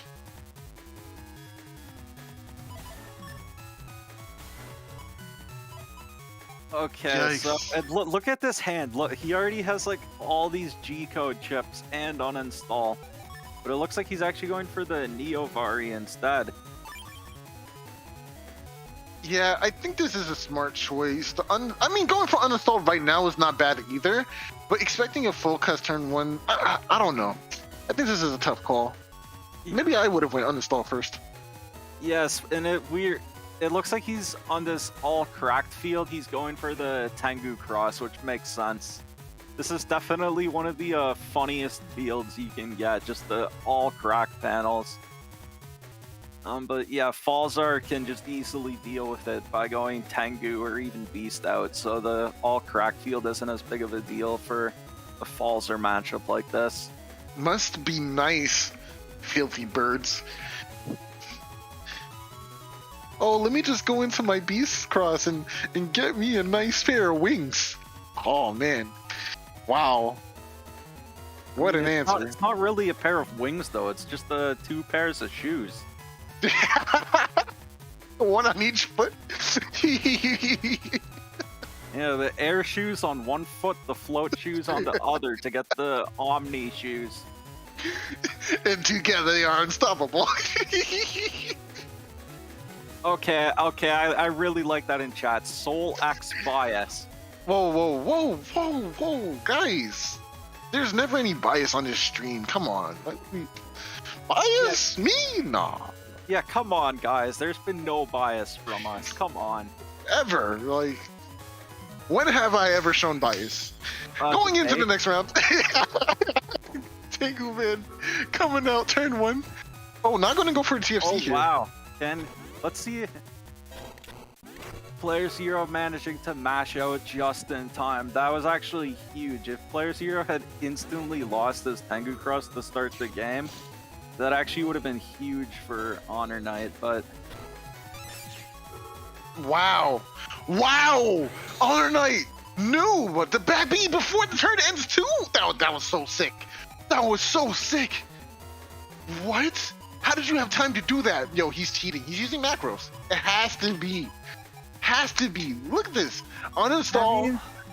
I don't think the cusp was that close to being full. He had time. PC's execution is insane. So good. Well played, PC. Oh, and I think that 5 was hits? 5 hits. Yeah, that's actually really good. That's slightly above average. I mean, knowing PZ, oh, that's an unfortunate TFC though. He's gonna lose his anti-damage to this one Judgment buck. That's unfortunate. Oh, that was really good though.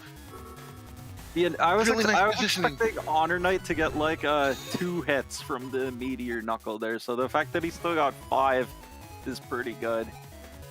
It looks like Player Zero's luck only applies to how many hits he gets with his own Knuckles, not taking less hits from the other person's. In Twitch chat, we have PZ coming in here talking about, oh, turn 1 aura from Honor Knight into turn 2 Knuckles. Yeah, that's fair. That's fair and balanced. Honor Knight never does that. You know what I'm saying? You do that every game. Like, every time you queue up and hit ATV into the server and you play and actually launch a match, you're doing that. This is not the same. This is not. I don't know, Soul. I think now you're starting to sound kind of biased. Just a little bit? Yeah, just a little bit. I am a little... no, I'm not biased. I think this is all on good fair grounds. Oh, wow. No, Honor Knight? Oh, but he has the invis. Ooh, and a D-Cross here? Oh, it's Knuckles. Okay, now we're gonna see what a real Knuckles looks like. PC, please demonstrate. Yeah, but I mean, Honor Knight has all this area. He has no reason to go into the corners, and Player Zero's keeping, with this fast gauge in effect, Player Zero's keeping his chips from the last turn anyways. I mean, Honor Knight's in such a good position with this Tomahawk Cross. I think the fast gauge is actually kind of working against him here. It would be better to stay in normal gauge with this Tomahawk Cross like this and just chop away at him. Oh, Ooh, and now- we see a change. Oh, Wait, how did... Oh, okay. He was already on a hole, so he could step onto the other hole. I see. nice. Good damage. And into the end of the turn, yeah, there it goes again. The normal gauge definitely would have been better here, right? Just as you said earlier. Oh, wow. Is player 0 going to throw away the meteor knuckle here? Yeah, I don't like it. Actually, technically, I feel like Honor's in a corner, so he should get a really good amount of hits if he decides to go for it, but I guess that's not what he wants to do. Ouch.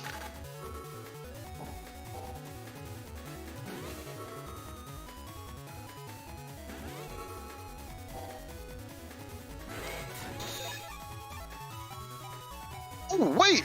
Meteor Knuckles is still there! Oh, yeah, he didn't have it before. Oh, no, okay. Oh, no! PZ, wait. PZ, wait, no. Okay, He- he had Knuckles before, and then it disappeared because of the cust bug. But then he cycled through more of his chips and got it back. Okay, that makes sense. But yeah, Okay, we're so- about to see how many hits he gets. here's the strategy. Take 2 Wind Racks, right? Just eat them. Let Honor Knight feel like he's winning the footsies war. Let him feel like, then use the area grab. Maybe take another hit, just to be like, yeah, you know, I don't got nothing. Yeah, okay, yeah, okay. This is optimal. Step up. Oh boy, 1, 2, 3, 4, 5, 6, 7. Jeez. Jeez.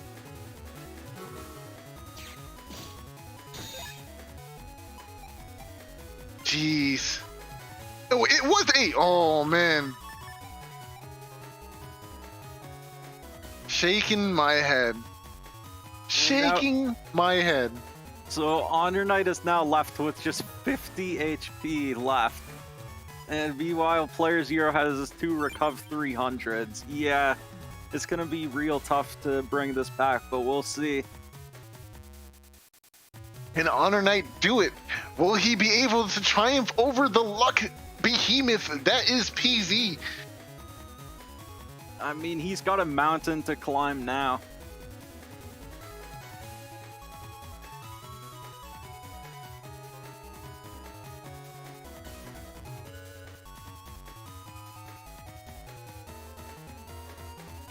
Going to make a petition to change player 0's handle to player 8 for the 8 hits. Yo, I like. Where do I sign? Where do I sign? Show me the paper. Player 8. Yo, oh my gosh, yes. What a time change, bro. Okay, the Groundman SP is coming out from Honor Knight here, but will it be enough? Ooh, and misses the Erase Man.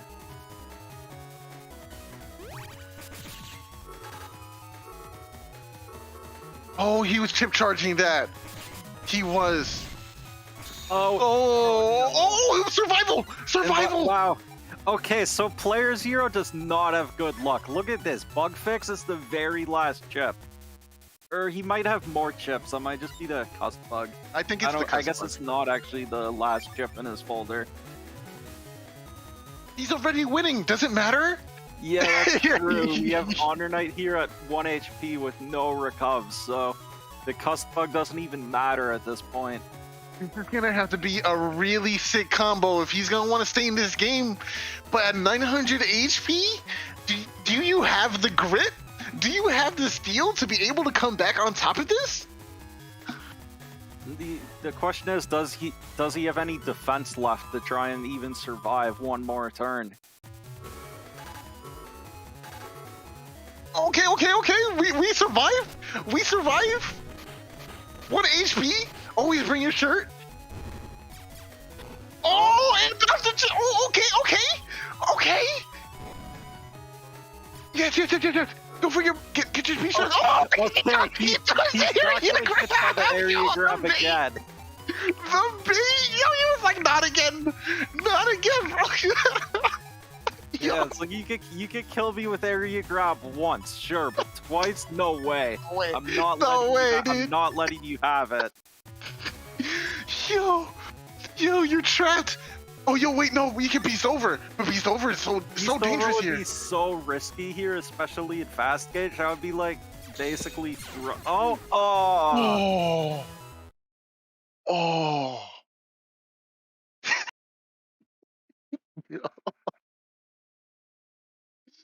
What a game that was.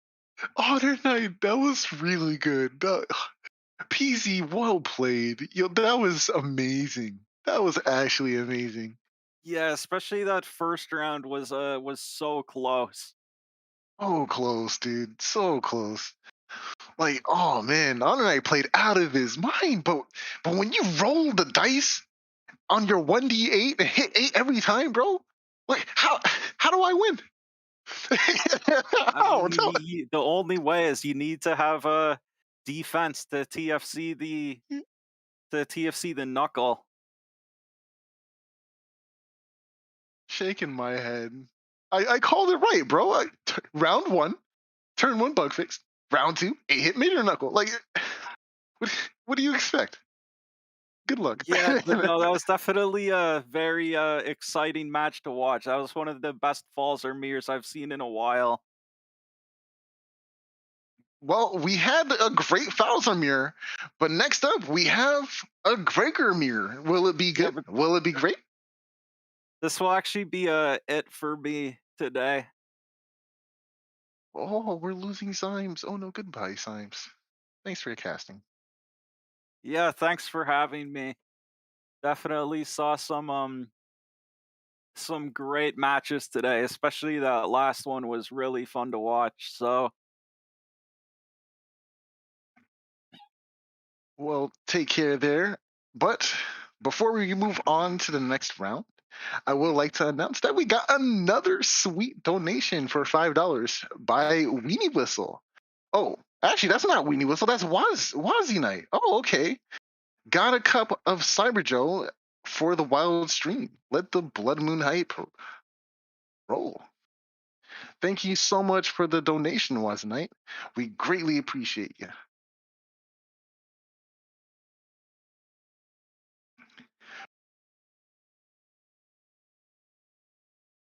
Yep, thank you for Science for casting. And that ends the Soul X Science cast. And now it's time for the Nerf X Crosscast. Just in time. X Cross. That's I have not heard that before. That's Well, what it you is have now. now. All right, That's let's get into the setups for Symes versus Weenie Whistle. So, Nerith, I have a question for you. How does it feel to be a part of the fusion? That is this doesn't feel good. I feel like I'm losing my mind. Wait. So crossing with me just makes you lose your mind? That's offensive. I am offended. Wait. Wait. No, how come I'm crossing with you? How come it isn't you crossing with me? Come on. Whoa. There's some bias here. Whoa. Hey. So anyway, looking at the setups. Okay. Yeah, looking at the setups, we got Symes on the left side, Weenie Whistle on the right side.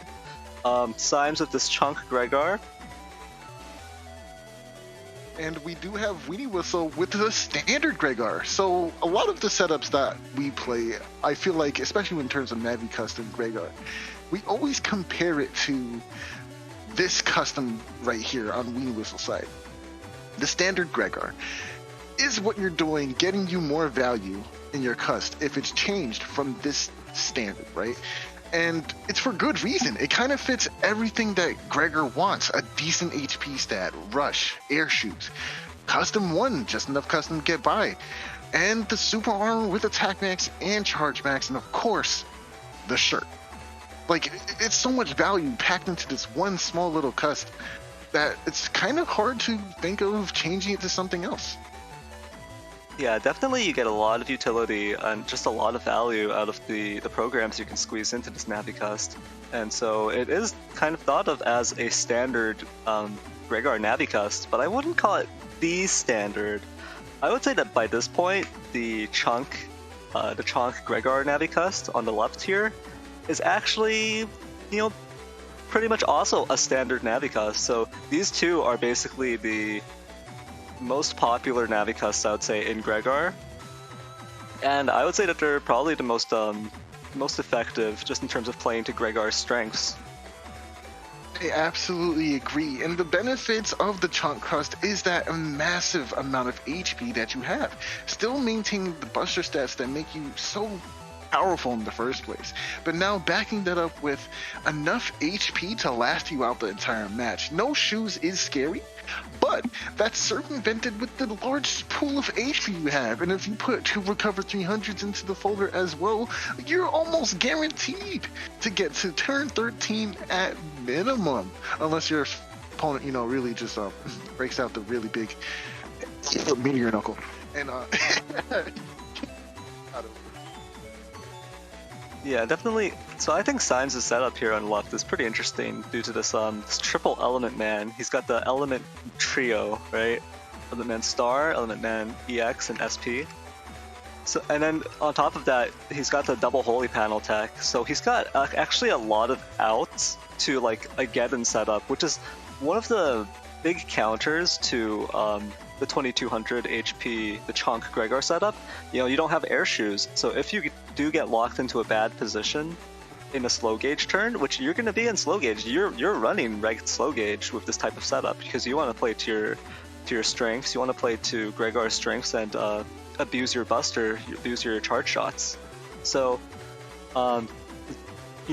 suffering for it because of a Geddon setup on one of the turns, letting them inflict a lot of very, very high value, basically just getting a lot of conversion out of that one chip.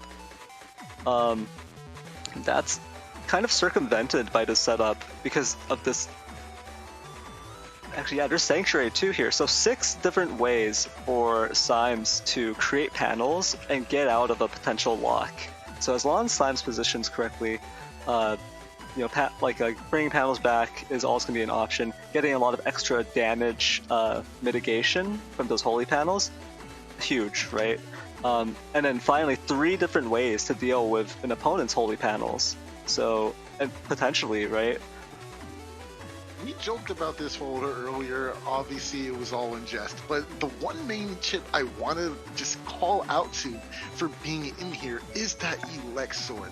A lot of people have been sleeping on Fire Sword, Aqua Sword, Elect Sword, and even the Bamboo Sword. But the utility that these swords give you in either version is so necessary out of a single chip. Not because necessarily that it does paralysis, but because it can be chip charged by Slash.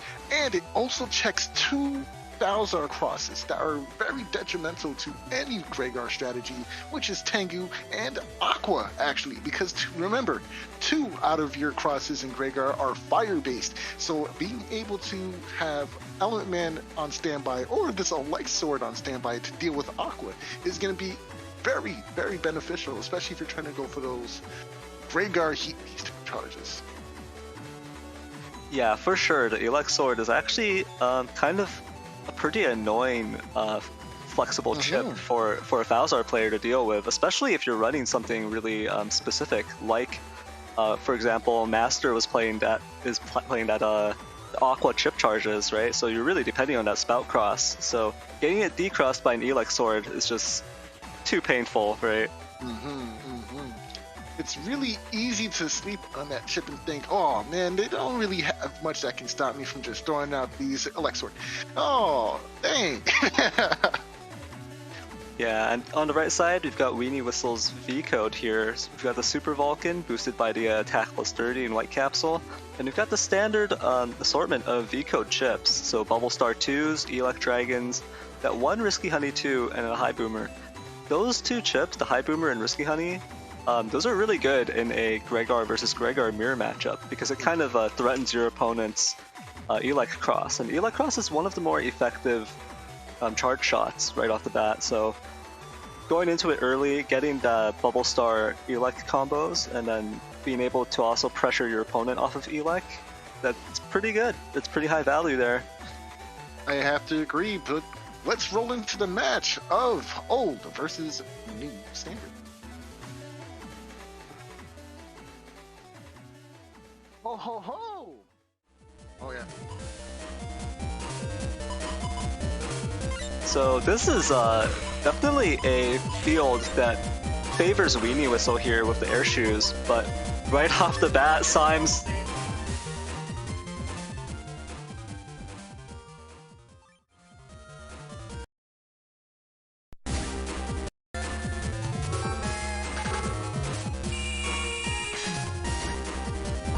A bit of technical difficulties, but we're back on track. A TFC Sanctuary 2. Last man here, gonna go ahead and deal with that. Oh, and that's a Bubble Star in the hand versus, of course, Discharge Cross. It will hit for ×2 damage if it does hit. However, that's not before this Raceman does some damage. Oh, and ends up stepping into it and taking the ×2 while also still dealing with the Sanctuary as well. Code is just way too powerful. Being able to break panels, do ×2 with the bubbles too, it's just too much damage. Yeah, definitely the utility that comes out of the Elec Dragons can't be understated. Just breaking off those holy panels on that first turn. Elec Dragon gonna go ahead and do another 200 damage. Of course, the Elec boost does give it +50, so 150 plus the 50 is 200. We'll clear a life aura if you need it gone, of course. Tengu Man will be met with the install. Yeah, no D-Cross here, unfortunately.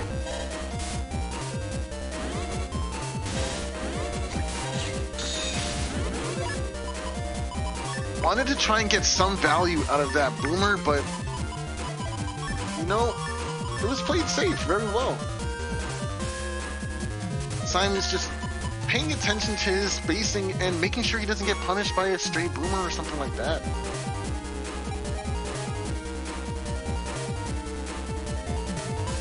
Both players steadily looking at their hands as Symes reaches for the bug fix. This will not only give Symes the recovery from the bug, the HP bug that he has, but it will unlock that Buster Bug strategy, which will change your P-shots into sometimes hitting a charge shot damage for 50. So you get to see 5, 5, 50, 50, 5, 5, 50, 50, 5. Really good for Buster Bug. And dealing with anti-damage, of course.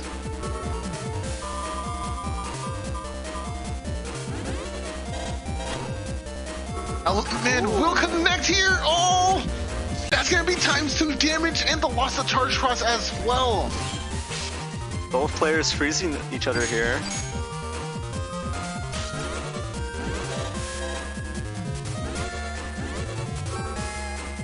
Dutchman will connect. Sanctuary is in the hand, but you're not gonna really want a Sanctuary this entire field like that, are you? Well, apparently you are.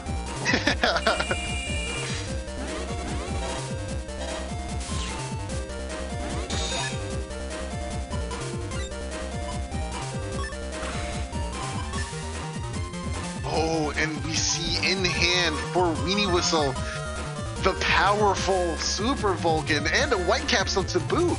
If you beast out alongside these two chips, you will get a +30 modifier to your Super Vulcan, which will therefore make Super Vulcan do 500 damage. Yeah, I think Weenie Whistle is really holding on to it and looking for that attack +30 to pile onto it though, so that you know, they can use it as a finisher instead. Oh no, there it is. Oh, there it is. He wants to smoke. I'm telling you, all we want is smoke. I'll take the. Oh no. Oh yeah, okay. Honestly, I would take a chip to beast charge after it, but because your opponent is flashing, it's smarter here to go for this defense, just in case they have a response.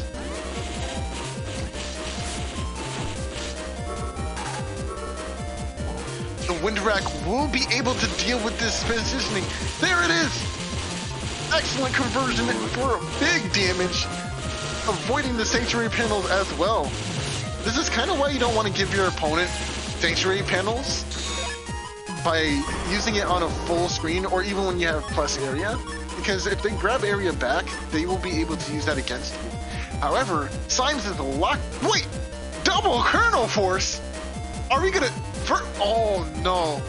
There's bees in hand too! Oh, Symes, no! Symes! Look out! The bees are behind you! Oh no, not the bees, yo. Ooh, and Not the bees! Weenie Whistle didn't choose to put the attack plus 30 on the bees. And there are these holy panels, so... Dash. Oh it's too no! late.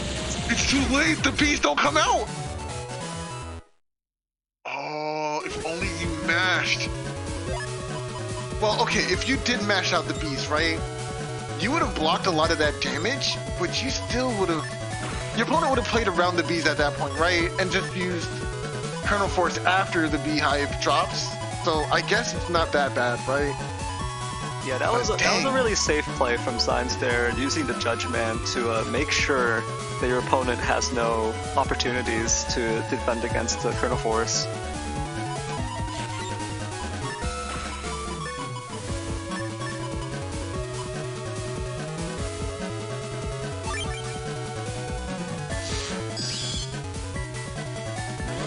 Personally, I hate this partial grass field.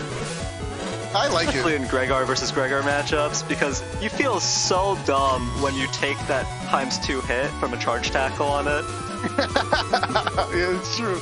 It's very true. Or like a he cross charge shot, like it equally sucks.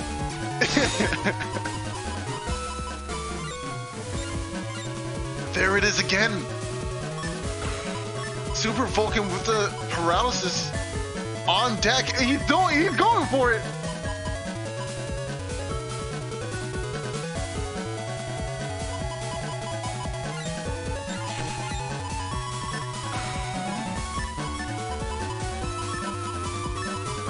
Going for the HP in the hand with the bug fix, predicting that a huge combo is going to come out here. Uh-oh. That's not what you want to see. Weenie Whistle trying to catch Slime flipping here. Waiting for the position. Okay. Players just trading charge shots here. Nice, got him! What a shot! Weenie Whistle able to get rid of his leg cross here. Slime's gonna have to do something to push his advantage a little bit further. Losing that cross is really huge here. And that's the second Invis Symes has tossed, kind of just using it at this point to guard against potential time freeze. Not able to pop the rush with that first Invis before the end of the turn, so the second one didn't end up getting used either. Still thinking about rush in hand, but if this Sanctuary gets 3-framed... Okay, no, there will be no 3-framing here. Nice! The site's taking the second hit from the charge is better than losing out the damage from this Super Vulcan connection. And yeah, we're seeing a pretty interesting trade here because Symes has these holy panels here. He's actually trading back more damage with these charge shots connecting than Weenie Whistle is with the Gregar Vulcan. Turn ends with just about even HP, but there's still more. Weenie Whistle draws into Element Man, which will be able to clear out the Sanctuary panels here. But Symes is gonna hold on to this here Life Aura, which will definitely guard them from any damage coming in. So despite losing that value from the Sanctuary panels, you're getting a new one with the defense in Life Aura.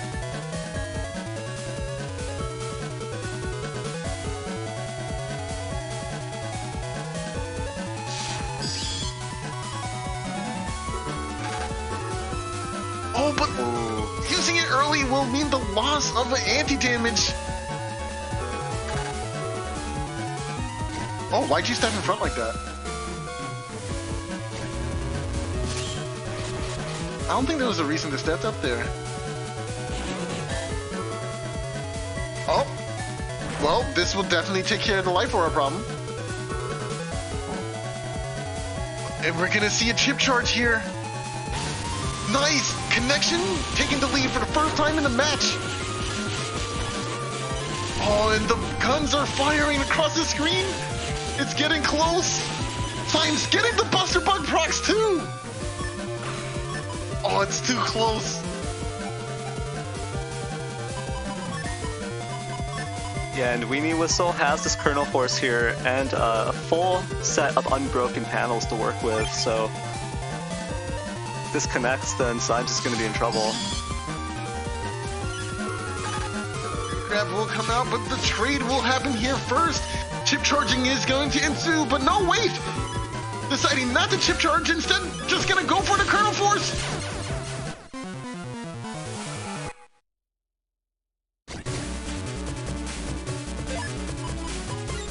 And if you thought it was over, it's far from it. Game 3 of the set is ensuing, but who will come out on top? Place your bets. And we have the dreaded grass guardian field here, and since it is a Gregar versus Gregar mirror matchup, both players are going to go into charge cross here and just try to tackle the guardian most likely, and also get value out of these grass panels for double damage.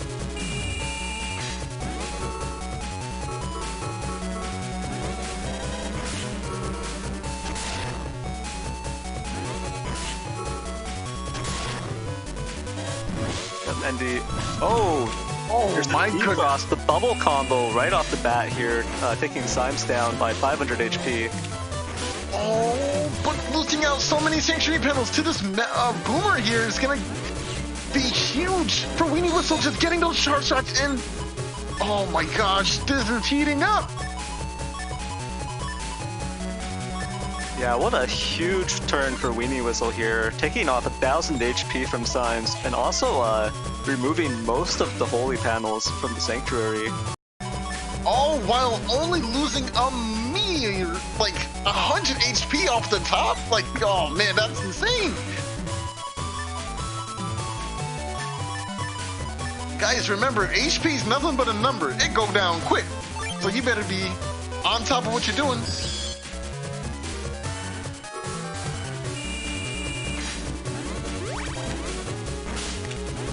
Another charge tackle comes in.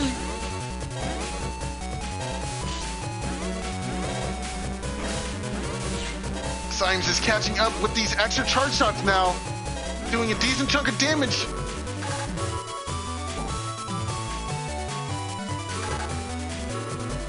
Oh, Erase Man is not going to trade positive here for Weenie Whistle, especially since the anti-damage is going to do a little extra on the top.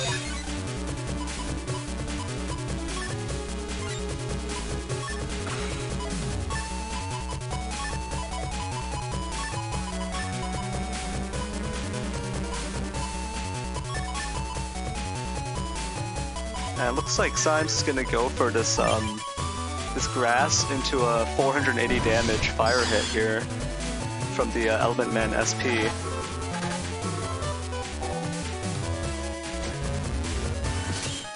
Gotta go for this Element Man wood here to get rid of those sanctuary panels, or else it'd be an even bigger thorn in your side when trying to do more damage.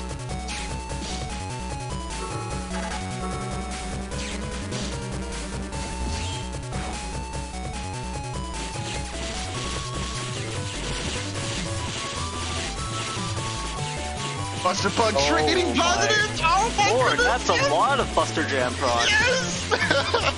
I'm We have saying the that I one can right do it there. too! 6, Oh my 7. goodness! Oh my goodness!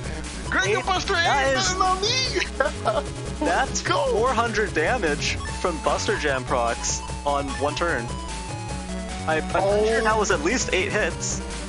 The gloves are off, ladies and gentlemen, as Super Vulcan is in hand with the attack plus 30. It will do an incredible amount of damage if it lands. Alongside that, Wind Wreck for the extra damage to boot. Yeah, if this connects for Weenie Whistle, this will be the end of this match most likely. Oh, but what happened to the... It's... Oh, no! Oh no! Symes is definitely feeling really happy about that one. The charge shots are connecting. Weenie Whistle. Controlling his movement. Excellent dodge there. Oh, nice escape. He escapes to the end of the round. Is that Condell Forest? How do you stop this? How do you stop this from happening? It's a beast out here. Element Man will go ahead and do some damage. Colonel Force is out. Oh, he dodges it. What an answer. What an answer. Yo, the holy battle comes out, but it's going to be dealt with. Oh, no. Electrack doesn't deal with it. A double in this play. This evens it up. That's crazy. What? Back up, back up. Oh, the footsies. No, he won't make it. Oh, my.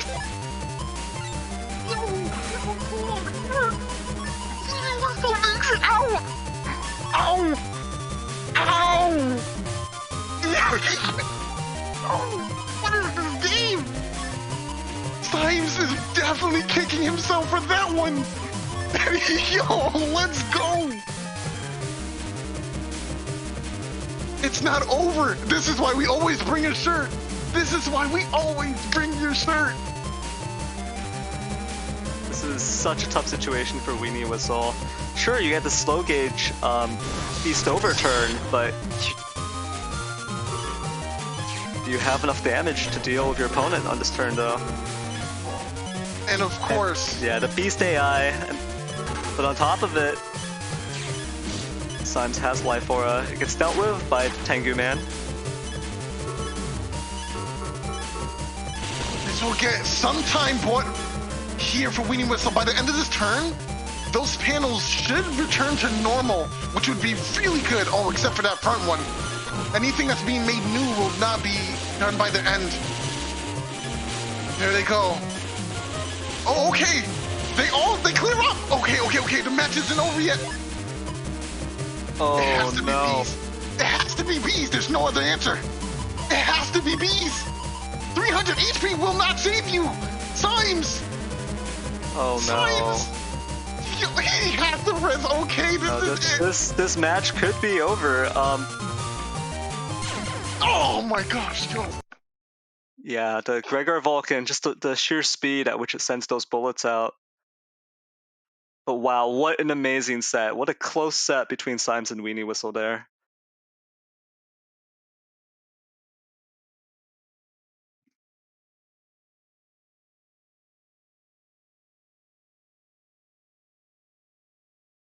Oh, so that just happened. All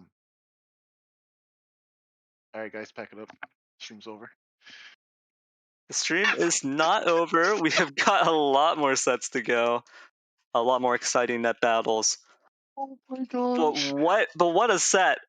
My lord. Wow. Alright, so Weenie Whistle playing out of their mind there, to be honest, but that turn with the 8 plus was that Yes. at least 8 Buster Jam procs. Yes. You gotta be kidding me.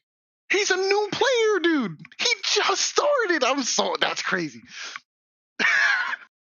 Yeah, this new guy Symes, that is some amazing beginner's luck right there with those Buster Jam procs. Just every single shot, it connects. Does that 50 damage? It just wow. So that I'm gonna be honest with you. I hate playing with Buster Jam because I never get any procs. So watching that, This made me mad, right? that made me want to cry. Yo, he said, PZ, I need your energy. Nakama.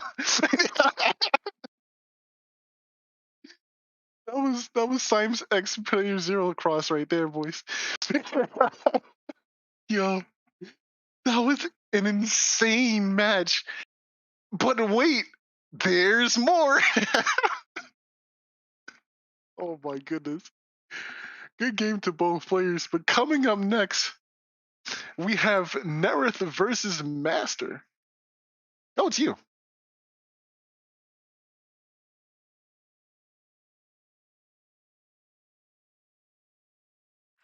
Before we do that, let's talk about the state of the bracket.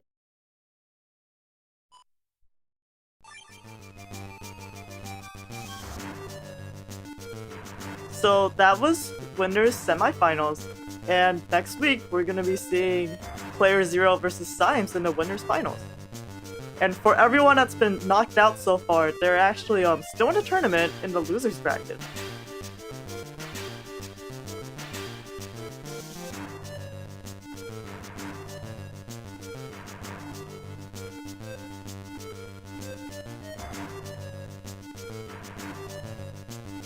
So first up, we're gonna have Neref versus Master, who I believe was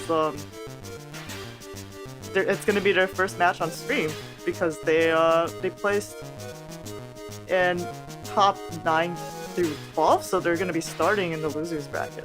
We're gonna be seeing 4 more net battlers today that we haven't seen on stream so far, fighting their way out. And before we jump into the setups, I want to point out real quick that if you like the double VOD that you just saw, did you know that we have a commissions page on the M1GP Ko-Fi?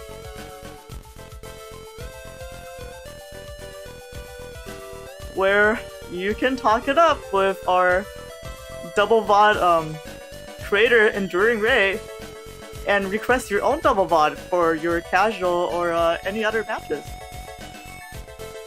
For just, I believe, $3, you can have your own double VOD. So with that plug out of the way, let's go to setup. Alright, so we're looking at this this setup here on the left from this Neref person. It looks like a pretty weak setup. You know, there's no defense in here, so I'm expecting Neref to just eat some full combos, some full aqua combos, Absolutely. and just vaporize within probably like the first 2 turns, right? I mean, look at this person, right? They have Life Aura out of code, first of all. Meteor Knuckle, no synergy with it.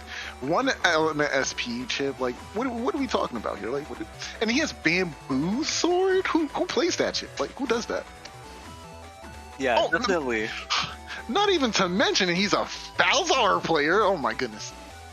No bias, no bias. No, can't be me. Oh yeah, no bias. But yes, this folder, despite how it looks, is actually a really well-crafted folder. There's so much synergy that's going on that doesn't like register at first glance. You want to talk to us a little bit about that, Eric? Yeah, so basically the way this folder works is when you're playing it, what you want to do is you want to go into Dustcross and cycle away all of the chips that are useful, so that at the by the end of the match, all of your useful chips will come up, and then you can win.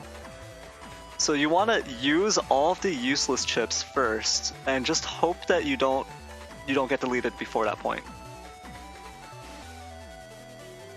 Yeah, that doesn't sound hard at all. Especially with no defenses, Yeah, right? remember, with no defense, your greatest defense is just your indomitable spirit. You've got to tough it out, show your guts to your opponent, and just tank all that damage, with this 1400 HP setup. But yeah, there is the synergy here mostly involves the fact that you're going to press Geddon and hope your opponent can't move, and then you're going to use pretty much any combination of your offensive chips. Most of them work very well together. Summon Black will deal with Tengu Cross, which has air shoes, so that would, if you can guess when your opponent's going into Tengu Cross, you can do that hefty 520 damage hit, get a D-Cross, and then on the following turn you'll lock them down.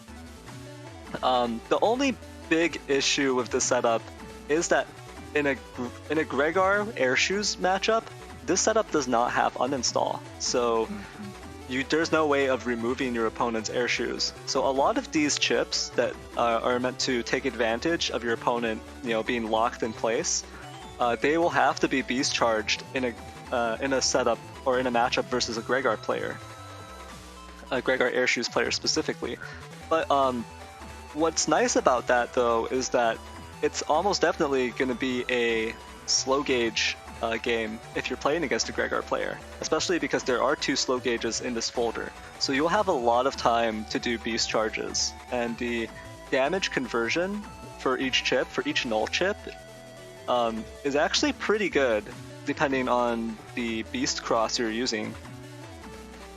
The scary thing about this folder to me too is Electros is such a comfort pick as a cross for Gregor players.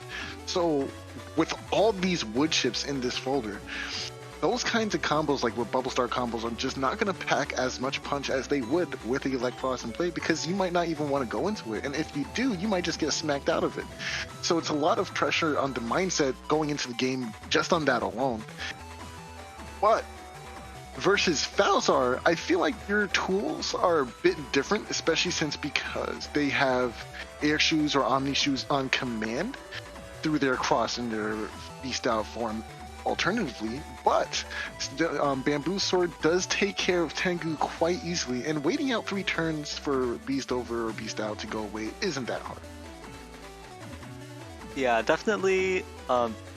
It really depends on how volatile the damage is coming from your opponent, because if your opponent has some really, really dangerous combos, and they can land them while they are in beast within those first 2 turns. Remember, this is a setup of no defense, so you're probably just going to be at the mercy of those combos and hoping that they don't do so much damage that you can't make a comeback. But yeah, looking to the right here with Master's S-Code, this is a setup that we've seen last week and the week before. This is the train arrow setup. Like, what it does is it sets up with these 2 Ice Seeds and the Aqua Dragon. It sets up for freeze combos where you're just chain freezing. So you set up with the initial Ice Seed, then you get the ×2 Aqua Dragon off of the Spout Charge. Then you line up, and that freezes your opponent, but also puts down another ice panel, or more ice panels, just in the general area. And then you finally just line up with the Train Arrow 3. So there's a lot going on here, and there's also even this Flash Bomb 3. There's a lot going on within this S-Code. S-Code is just a very combo-heavy folder. There's a lot of potential for chips to kind of for you to just blend these chips into combos together and just do a surprising amount of damage very, very quickly. And it is a chip shuffle setup, which I don't think we've mentioned yet. Is actually really good value in terms of being able to see things like a Giga earlier in the match, you know? Like, it's so invariable in what it can do for you. But the rewards that you get for the setup that you can obtain through just one shuffle is just, it's insane. Like, imagine just turn 1 Aqua Dragon into Train Arrow 3, or like, that combo alone is like insane, right? Bamboo Sword at 2, I feel like is the only thing that's really out of place here. I would like to see maybe another Elect Pulse 1 or something like that to help land these Train Arrow 3s a bit better. But we'll see how that goes. I do like the Bamboo Swords, actually, because obviously this is a spout-oriented setup. So having that Bamboo Sword as well as the Risky Honey just means there's that many more chips to pressure your opponent away from Elect Cross if you're in a Falzar versus Gregor matchup. That's true. But yeah, like you mentioned, that chip shuffle is actually very interesting here, especially with this this hub batch setup. Hub batch being the Giga here, so Master does not have a damage Giga, but instead has a hub batch. So Master's setup only has a total of 6 custs. You know, they've got that custom 1 in there, boosting it up. So they're gonna have to rely on hub batch to boost that up and round it out to the full 8 total custs that they want. But chip shuffle, you can use chip shuffle starting on the first turn, right? It's not like you got to go into Dust Cross and then press full cust, and then you get your first chance to pull up more chips. So there's actually a lot of interesting synergy here, just having a chip shuffle to dig for your hub batch, and then you got that regged full cust. So you're probably going to get 2 turns of just free digging for that hub batch. So it's actually, and I don't want to put down any chip shuffle setups out there, but usually when I see chip shuffle, I'm like, oh, okay, this is a funsies folder, that the funsies setup that's kind of like, all right, we're just like trying to make it work. Maybe and it's maybe like a little bit less competitive, but this setup actually has a lot of synergy, a lot of just a lot that actually kind of makes it work together. So it's actually pretty interesting to see in action, and it's not quite as easy to like abuse this relatively low HP setup. 1350, obviously that's only 50 less than like than the 1400 in the cust that I'm running, but usually with like a low cust setup in Falzar, you're gonna see a lot more HP. You're gonna see like the 1700, 1800 HP setups. But with that, I think that's all we have to talk about in terms of setups, so we can head into the match.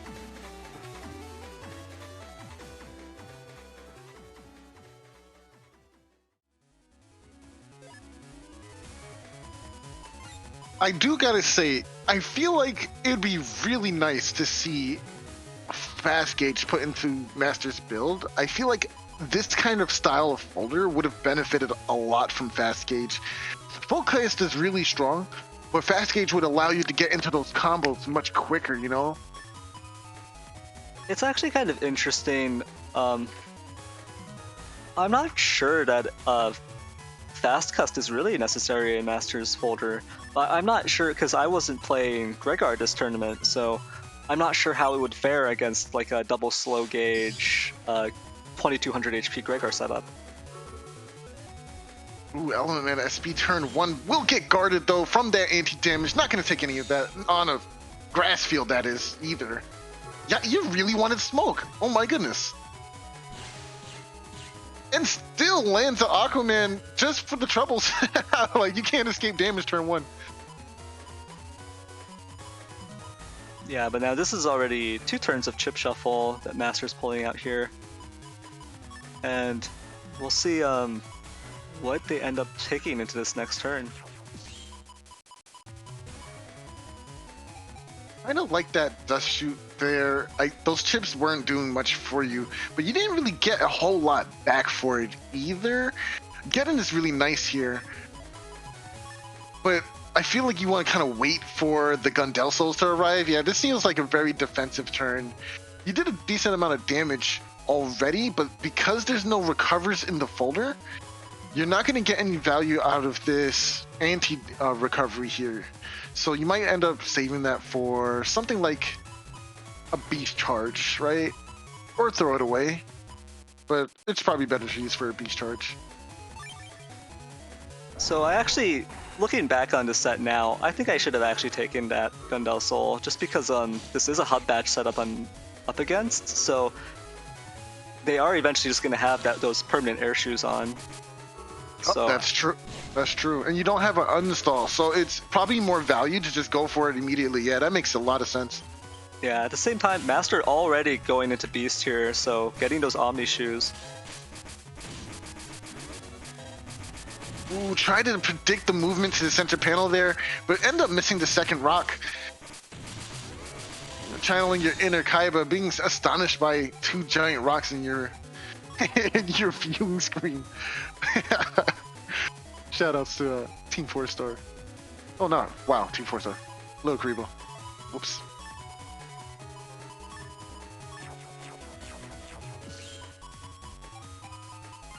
Yeah, that was another really good shuffle. Or dust shoot.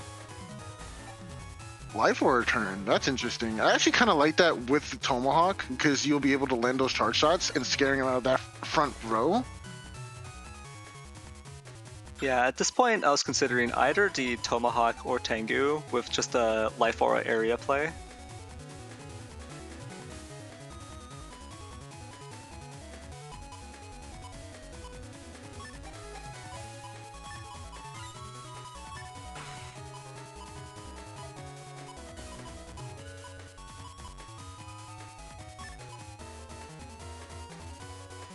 Okay, so chip charging this here while in the front panel, he's not going to stick around, right? But that's where the beauty of the Mega Boomer comes in. It creates this little mind game when your opponent is just kind of moving around doing nothing. You throw out this Boomer, they may or may not get hit. That's not important. It's the aftershot that's going to make them want to camp forward and stay in the center. So you hit them with the Wide Sword for their troubles.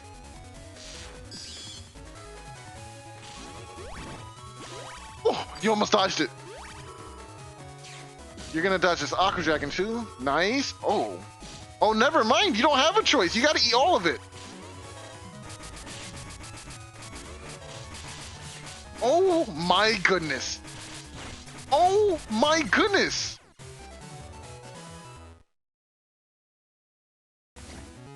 Who made fun of him? Who did it? Who made fun of Nether's build? Wasn't me. It was me. Yeah, the unfortunate part about this matchup for Master is the fact that their folder is really light on fire options. It's pretty much just that Element Man. And that means running up against a Tomahawk focused build, there's just that one option to get the D-Cross. I think a really great way to circumvent that is simply by putting a Blastman Star in the folder, so you at least have Element Man and Blastman Star to help you fight against Tomahawk. Maybe one extra non-dimming fire chip like Fireburner Star would help as well. I believe Fireburner 2's in S-Code as well. So maybe going for that would definitely help you combat against Tomahawk, because that's definitely an aspect that you have to plan for when going for like bubble combos. Turn 1 hub batch right there. Yeah, and with no uninstall, there's not going to be a real way for you to just like deal with that either. So, nice job. But yeah, I definitely agree with those points. I think with the addition of a Blastman Star or a Fireburner or just some sort of extra fire option, Master's Folder would be a lot harder to counter with a Tomahawk focused setup. I wish I could draw turn 1 Giga. Don't you wish you can draw turn 1 Giga? I think Player Zero wishes they could draw a turn 1 Giga. Player Zero already draws turn 1 Gigas. Alright, Don't give him more. Yeah, maybe he should run Giga Plus. Oh my gosh. Shaking my head.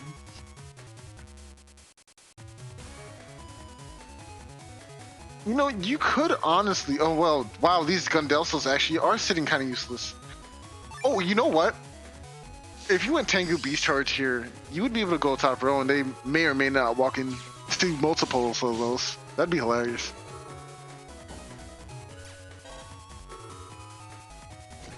Wow, perfectly lined up. That was a good shot. Oh, the Icy... Oh, you're kind of in trouble here. There goes one. Oh, not getting the freeze, though. Oh. Yeah, okay, you know what? I understand. Getting rid of those panels makes it a lot easier for you to move around and not slip. Did you get out that panel grab? I don't think I was able to squeeze out that panel grab at the end there. There were still basically those frames of movement.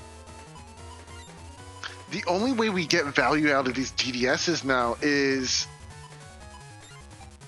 maybe just beast out and chip charging them away. Or if you can get a roll lock, right? With double area grab.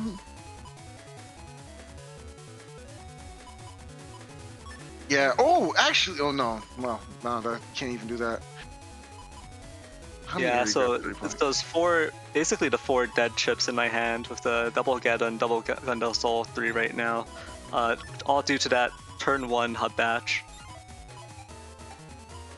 But, you know, Master is playing Bowser, so even without an early hub batch, there's still the threat of Beast or Tengu coming in early and just making those chips useless on that turn.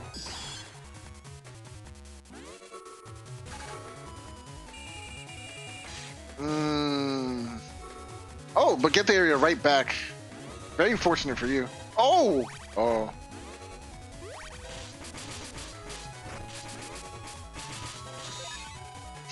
Why does he keep coming forward? Oh, Knuckles. Hello. Yeah, no area configuration for it though, which is pretty unfortunate for me.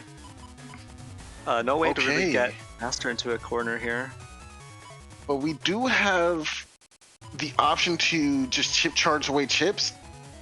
Maybe I don't think there was a trap up at all. So maybe just going right into like beast charges would be really good. But there could be a trap that goes up, so I guess there is that for an option.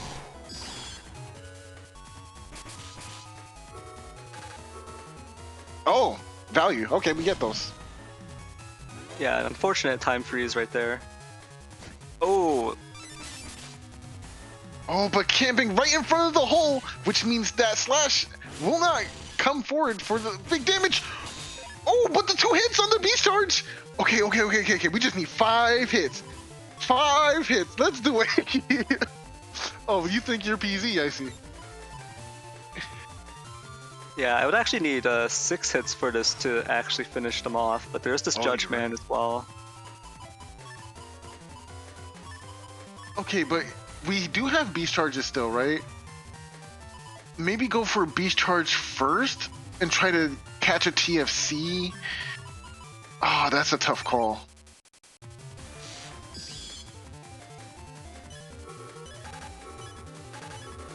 Yeah. Oh, jeez. Oh, and the decross. Oh, and the whiff. Oh, that was unfortunate.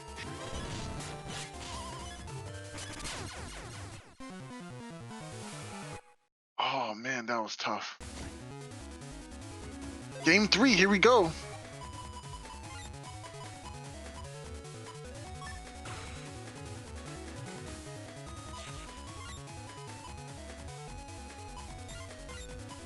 So the annoying part about this is that I've actually got a pretty good Geddon Gundel Soul turn one right here. 2 Gundel Soul 3s, the Geddon, slow gauge. Basically everything here contributes to it, so I could pull them forward with Tengu. But here's a turn 1 beast, as well as a full cust in their right in their hand, so. Nice, and this life order came at the right time because you were able to deny 2 chips, thankfully.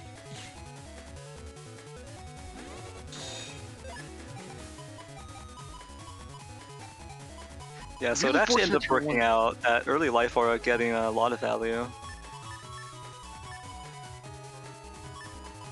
Now the real question is, do you really want to chip shuffle these to the back, right? You're gonna draw them later. But by that time, maybe you'll be able to get some really good value out of them. I think because of this turn 1 beast, and then the fact that they've got chip shuffle hub batch, the odds are that I'm not going to be able to use the Geddon Gundel Souls even after their beast turns run out. Like, they'll probably have pulled their hub batch and used it by then. Yeah, 3 turns of shuffle for sure. Or they could just go into Tengu. Unless they forgot that you had beat. No, they didn't. They didn't. They Yeah, did not forget you. Not sure what that took away.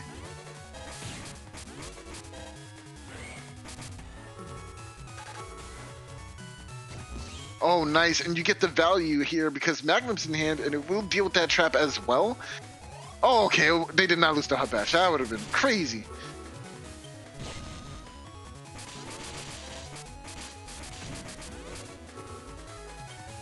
Nice, nice, nice. Get some good value out of those Magnums here.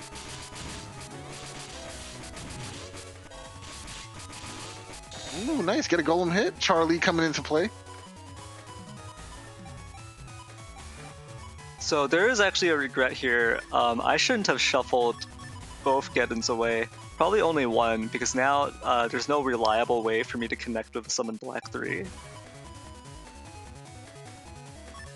You could shuffle it back first and put it on the very bottom. But I guess that option's gone now. Oh, hey, wait, you have Knuckles. Everything's fine.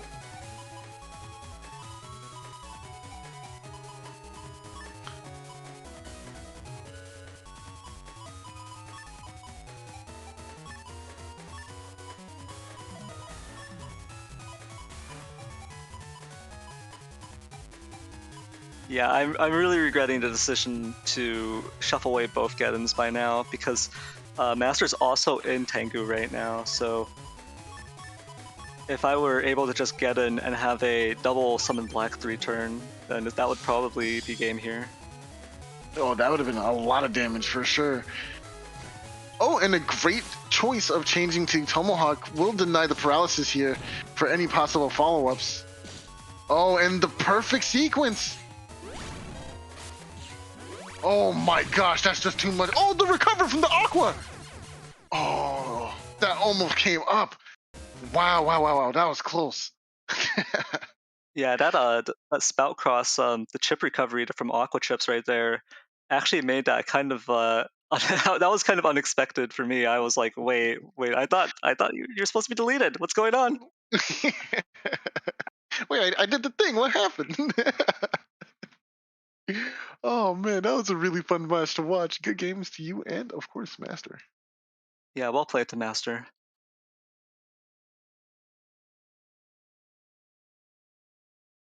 All right, coming up next, we do have Lizard Lab versus Desmond. Yeah, so Lizard Lab here, this is a Gregar versus Gregar mirror matchup. A lot of Gregars this Blood Moon. Yeah, no bias, no bias. No bias. And so we're seeing a very interesting setup here. It's a Tango 1400 HP setup. It technically has attack max, but it's broken up into the 4 different pieces of attack +1. And we've got the charge max, we've got bug stop, undershirt, float shoes. So you've got a lot of the necessary, well, I wouldn't say necessary, but a lot of the Navicus parts that are pretty critical, usually really high value in the setup on top of Tango. And it's a J-code setup, so there is Dest Pulse in here.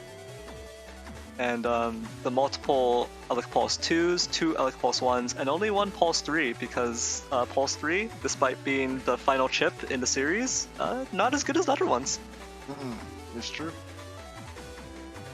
And so, with this type of matchup, we're seeing even though it's 100 HP off, Desmond is running this 1500 HP Air Shoes Gregar setup that we've seen earlier with a V-code. So those Bubble Star 2 Elect Dragon combos going to come out. That Wood Dragon as well.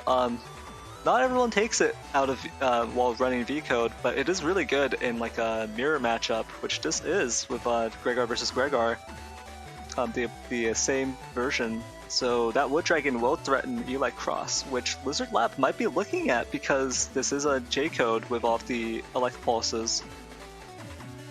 So there's that extra bit of threat there. There's also this Tomahawk Man SP. That's another big threat here.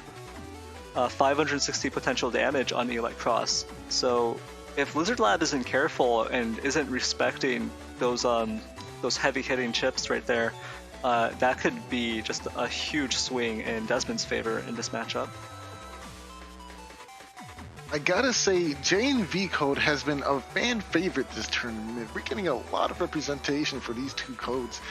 I'm really happy to see them duke it out, especially since the Bubble combo and Elect Pulse combos are just such iconic, like, Beast Rush combos or combos in general. So it's really nice to see them making this heavy impact on this tournament.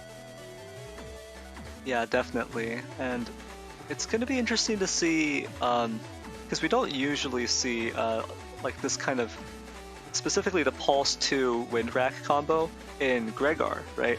Gregar actually has a lot of pretty interesting Beast Rush combos you can do. Like I've seen stuff like the Elect Swords while in Elect Cross, right? You get that plus 50 onto it, hurts a little bit more. You combo that with a bunch of other chips. Fire burners, beast rushing fire burner combos basically with the heat cross bonus. That also ends up doing quite a bit of damage. So it's going to be interesting to see the Pulse 2s and these Wind Racks in play coming out of Gregar, because there's no air shoes here, it's just float shoes. But that might be enough, because Desmond doesn't have all that much to break the panels, really just stuff to crack it with those Elect Dragons. But I think that's all I've got to say about the matchup, so let's hop right on to it.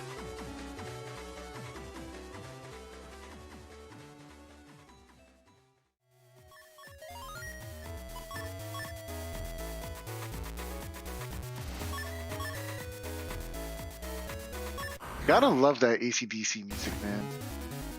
Yeah, definitely. Beats listening to the Crisis music. Absolutely. Honestly, I really like the Crisis music from Battle.net 3. I can listen to that on loop. So this is it's a grass starting field, which might tempt these Gregar players into going into Charge Cross. You know, get that extra cust as well. And there's also this this Super Rock here on both sides of the field. So Charge Cross would, you know, give you the option of just tackling right into it, destroying it right off the bat, and removing your opponent's ability to duck behind it. So Lizard Lab is going to want to watch out here for potential heavy ×2 hits. Stuff like Tengu Man SP will threaten Erase Cross, and Tomahawk SP will threaten Elect Cross. So that removes some of the charge shots that will hit the whole row here.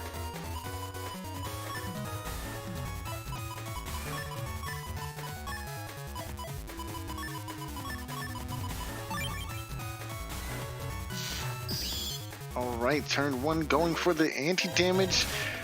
Oh, but walks right into the charge, unfortunately. That rock would have definitely protected you from at least one of those hits.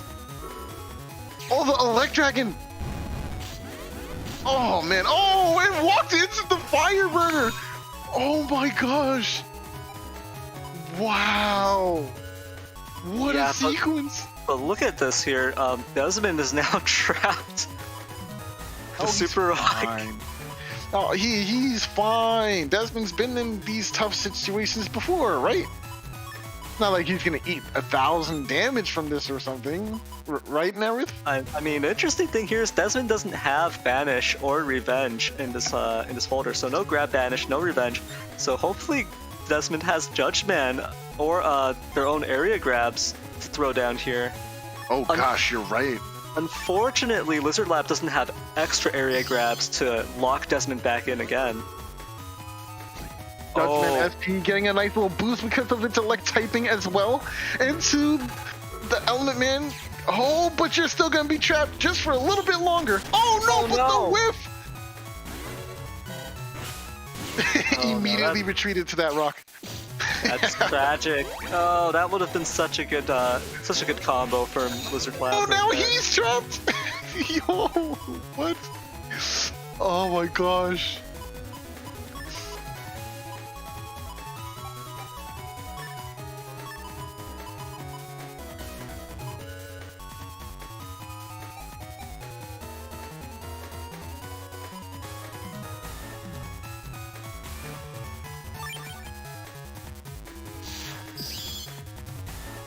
This opportunity to go slash is pretty big here. Gonna be able to do a lot of damage. Life Aura coming up. Elect Pulse not doing enough to clear it, but there is a Wind Rack in hand. A Wind Rack stuffing the charge shot too. The Mind Games! No. Oh my goodness! Oh my goodness, the Mind Games! Yo! Desmond, okay! Okay, I see you! Yeah, definitely probably a bit of lag in this matchup, but Lizard Lab could have kind of waited for the Elect Cross charge shot confirms there and just traded evenly. Ooh, but a Wind Rack into that Death Pulse right there. Oh! No!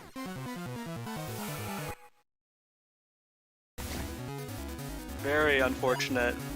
So one of the tough parts about running Death Pulse in Gregar like this is that you don't have the Trash Chute, you don't have Dust Cross to help you reach it faster, and a lot of the value of Death Pulse is in the blind and the paralysis and just the debilitating status effects, right?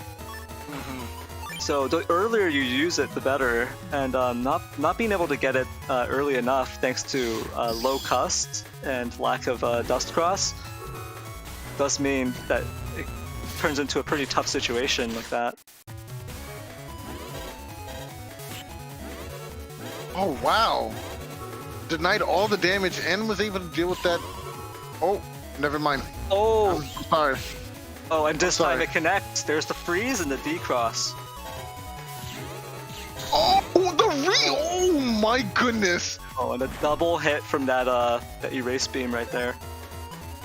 But it looks like Lizard Lab might not be able to avoid this bubble star here. Nah, Lizard Lab can definitely escape. The buffered movement is going up, especially. All you have to do is kind of cross cancel, but he chooses not to, relying on the faith of. Never mind.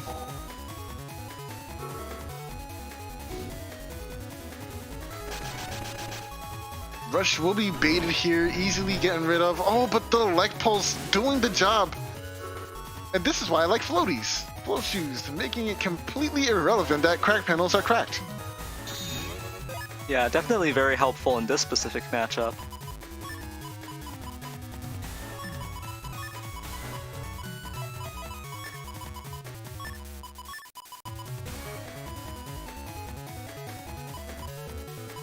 I like the hand here. Gonna have to save these two J chips, the Elect Pulses of course, for the PA. So opting not to take them. I think it's a little risky to not take them, honestly. I probably would have beasted out and went for it. Yeah, it's definitely matchup dependent, and this being Gregar versus Gregar, it's going to be really volatile, so you might not really get a chance to use the PA that well. The PA. Yeah, Gregar can't afford to just sit on chips because you lose out on a lot of damage. Oh my goodness. Speaking of a lot of damage, that was a really clean 640 damage from that Tengu Man SP. That's all good and said. Well done, but we do have this here Airy Grab and the Colonel Force on deck if we want a little revenge.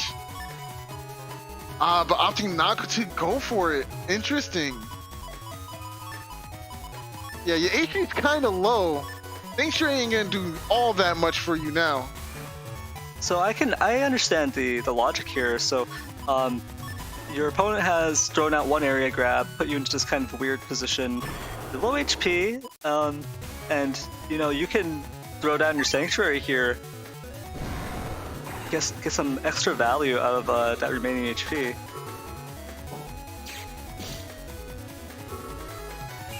So restoring their area to normal here, actually getting most of those holy panels. Oh no! But the Tango! Coming through with your little bit of X Factor. Oh, but he walks into the beam, which gets rid of the... Oh, the barrier's gone! Ooh, okay, we do have +1 area, Erase Man, and a Colonel Force. This could be GG right here, right now. No, Erase Man first! Erase Man first! Listen to me! Oh, shoot. I tried to tell him.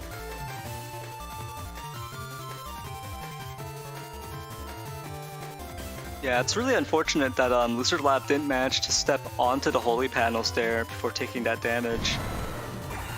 Getting that extra value out. But ooh, Desmond's going to Beast as well, so this could be both players using Colonel Force here. Oh, Erase Man connects! No. He knew to take it first!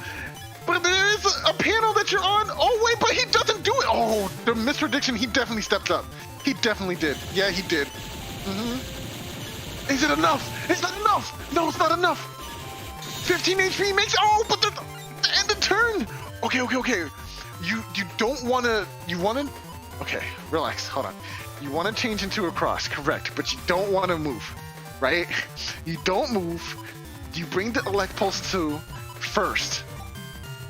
Oh, you recover first. Then bring Elect Pulse 2. Elect Pulse 2. No. Elect Pulse 2. No, you're doing it wrong! Oh, alright, good luck. Good luck. Good luck, bro. Don't move! Oh! Oh my gosh. Oh my gosh. Okay. B button is... Yeah, it's PA for content, guys. What are we talking about? The overlooked B button strategy. You gotta win with PA, guys. It's content. Yeah. I mean, if you weren't gonna win with your PA, why did you even bring it? Oh, thank you, Navin. I would just choose to be deleted right there. You know. Every time. I would be deleted while using the PA. Like, so I would just get like counter hit while trying to use the PA. There you go. Now you know what's going on. Oh, dang, that sucks. Oh yeah, float shoes won't help you with that. Oh, it will if you step all the way back because the enemy doesn't have float shoes, right? Ooh, but rush.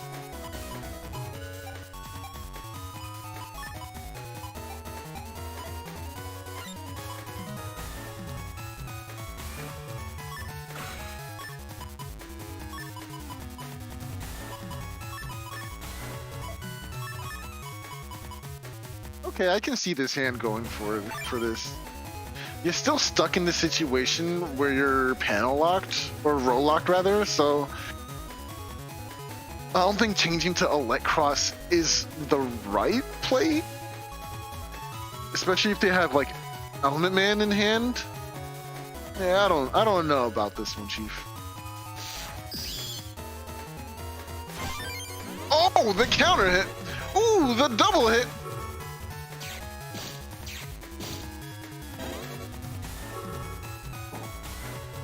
Oh, nice, nice, nice. Good job. And there goes your center roll again. Nice.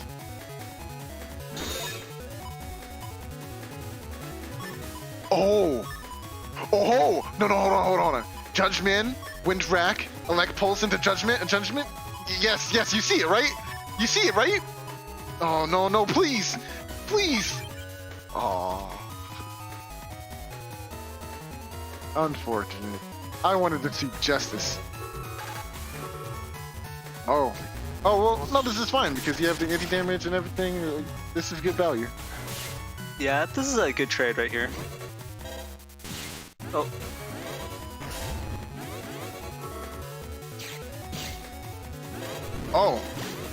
Oh. You know, you have to throw just this one away now. Yeah, absolutely. Throw it away. Don't give them out to move. Finally, here's the Death Pulse relatively early. And Desmond is locked in here, not able to step out here, so this should be a confirm on it. Actually, wait, this Wind Rack. Oh, this Judgment. Will Desmond dodge? Oh, that's a big chop. No. That's a very big chop. That's what we were talking about, 560 and a D-Cross. Oh, the second one. Oh, Followed by jeez. 3.8 There's the T-Code SP Navies in action. We call them the T brothers. Ooh, but a very nice Wind Rack into that Death Pulse right there. You know, it was actually pretty cool how the paralysis was extended because of the conveyor belts there. Really interesting.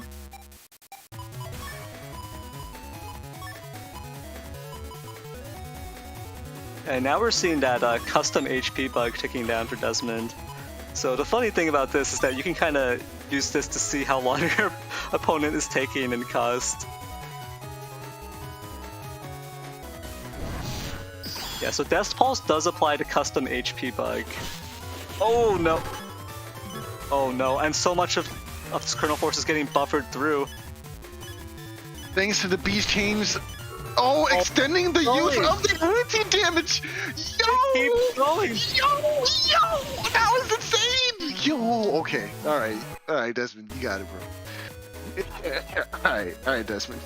He says, smash that like button and subscribe.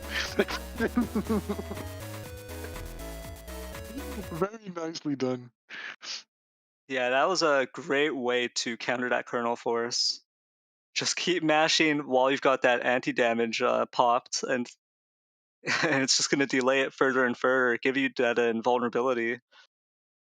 Just channel your inner Dory. Just keep mashing, just keep mashing, just keep mashing, mashing. What do? You mash. Yeah, well played to Lizard Lab and Desmond there. And with All right. that, Coming up next, we have All Risk versus Easy A.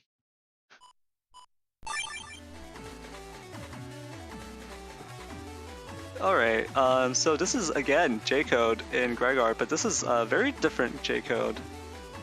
All Risk is running here, this is a sensor slide setup. So you've got the 2 sensor ones in J code, and you've got this mag coil to pull your opponent into it.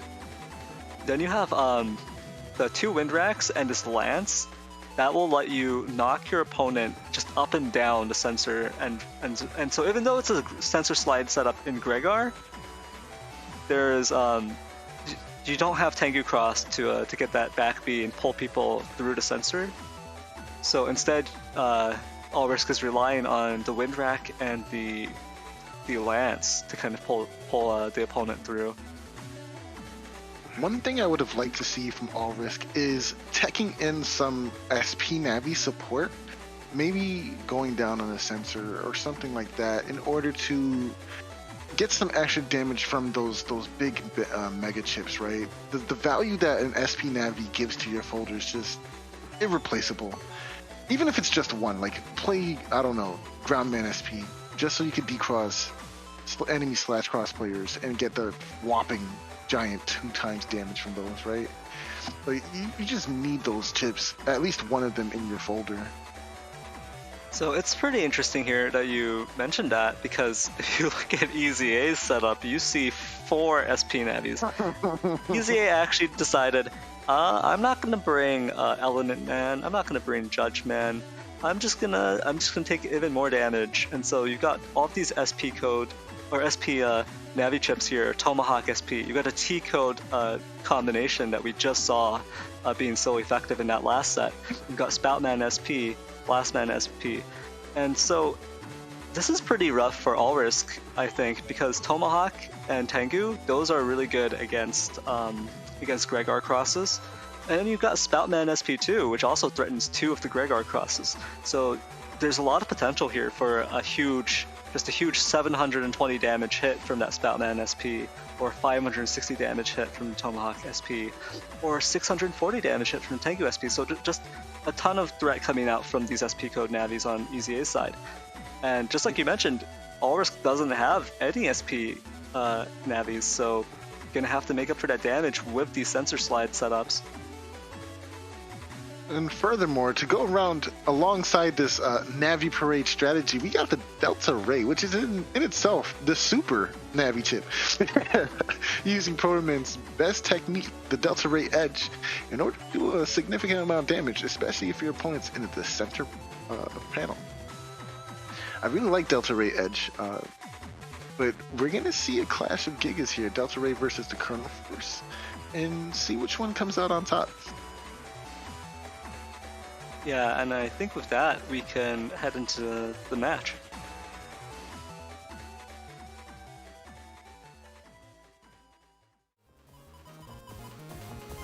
So one thing we didn't talk about was the fact that EZA does have 2 white capsules, so those are going to come up, and All Risk, being a Gregar player here, is not going to have Status Guard as an option, so they're just going to have to eat whatever damage comes with those white capsules.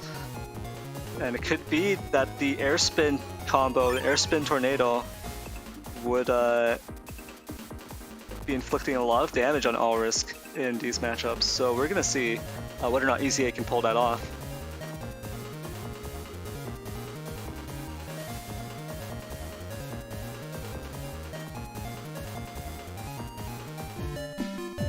One second, let me fix something real quick.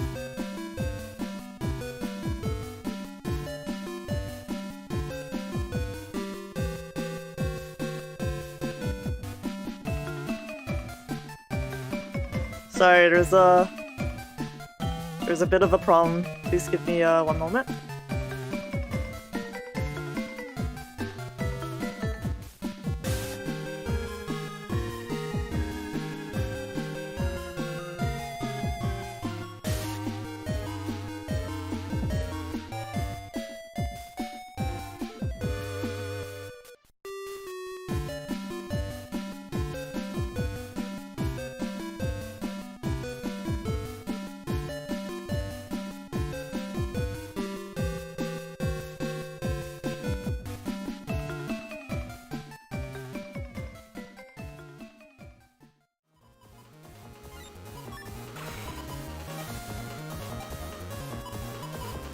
Alright, so we're right back into it. And we see kind of a perfect field for these boomers, or just one boomer in All Risk's hand right now. I don't think know which to avoid it. the one area grab here definitely sets it up. I think I would lead off with the boomer instead of leading off with a Killer Eye instead. It might be better for the setup. But knowing that your opponent is playing Rhaegar does help out with the strategy here. No dust to ruin your object placement. Yeah, and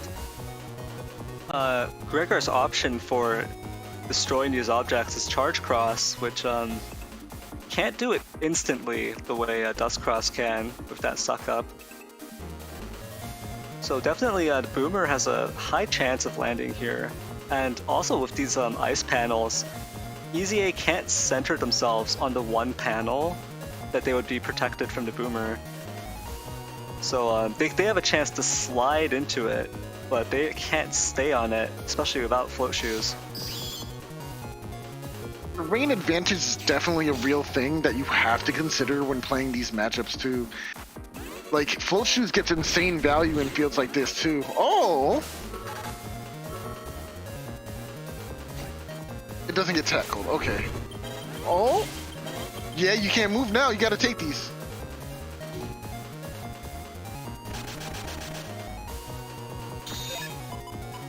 I really like the placement there of the sensor.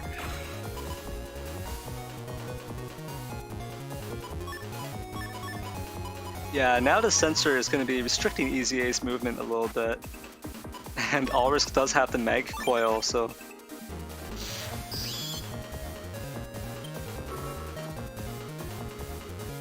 Okay, going around the top.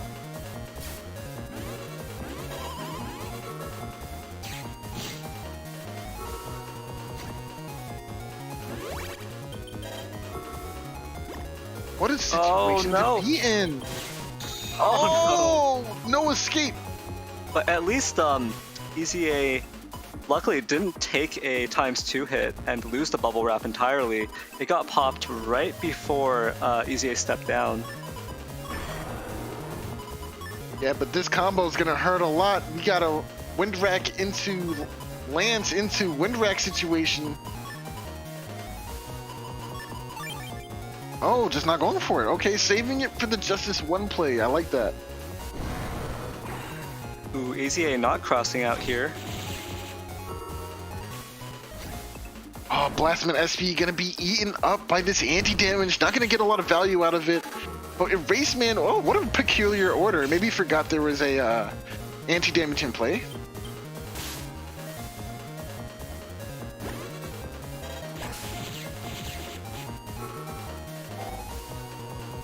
Life Aura coming up for All Risk here, but immediately dealt with by EZA's Wind Rack. Oh, hi, how are you? You don't run up on my face like that, jeez. So, All Risk has an almost total area lock on EZA, and All Risk isn't Beast, so EZA is probably sweating bullets here thinking, does All Risk have Kernel Force? Is this all she wrote? Is this the end of the story for me? So it might be a heavy defense turn for... Actually... Oh, yeah, hello, Burbs. Is out. Ooh, grab revenge. 5 hits from that.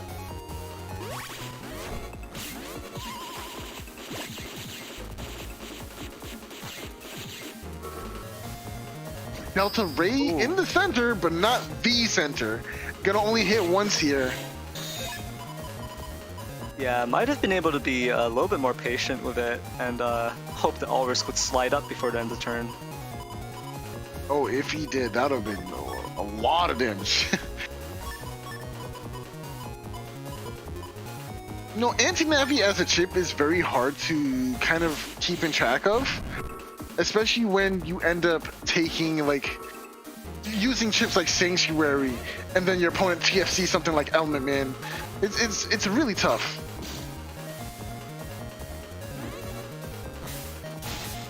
Oh no! the value out of this bubble right now. That bubble's eating so much damage. Yeah, that bubble wrap is a great option versus these erase tails.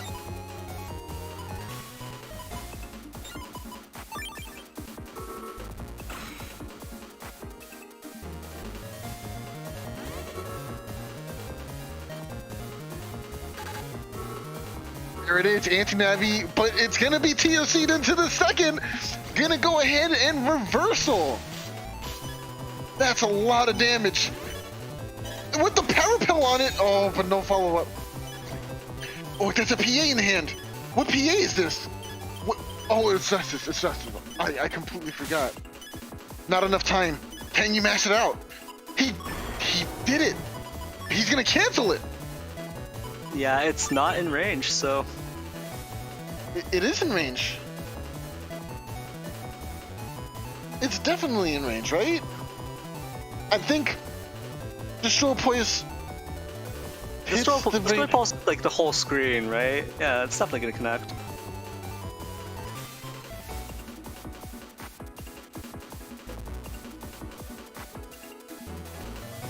Whoa, hold on. I'm brain blasting right now. Are you sure that Destroy Pulse is not the range of Elect Breath? It most definitely is not.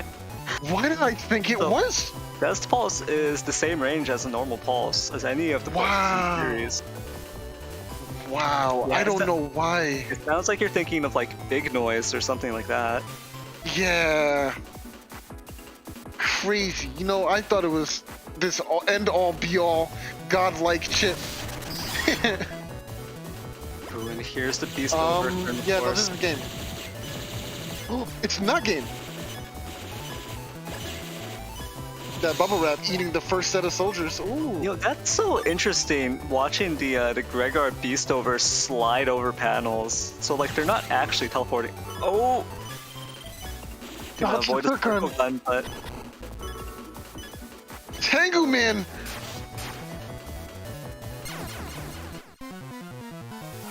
Very nicely done. Wow. What a game that was.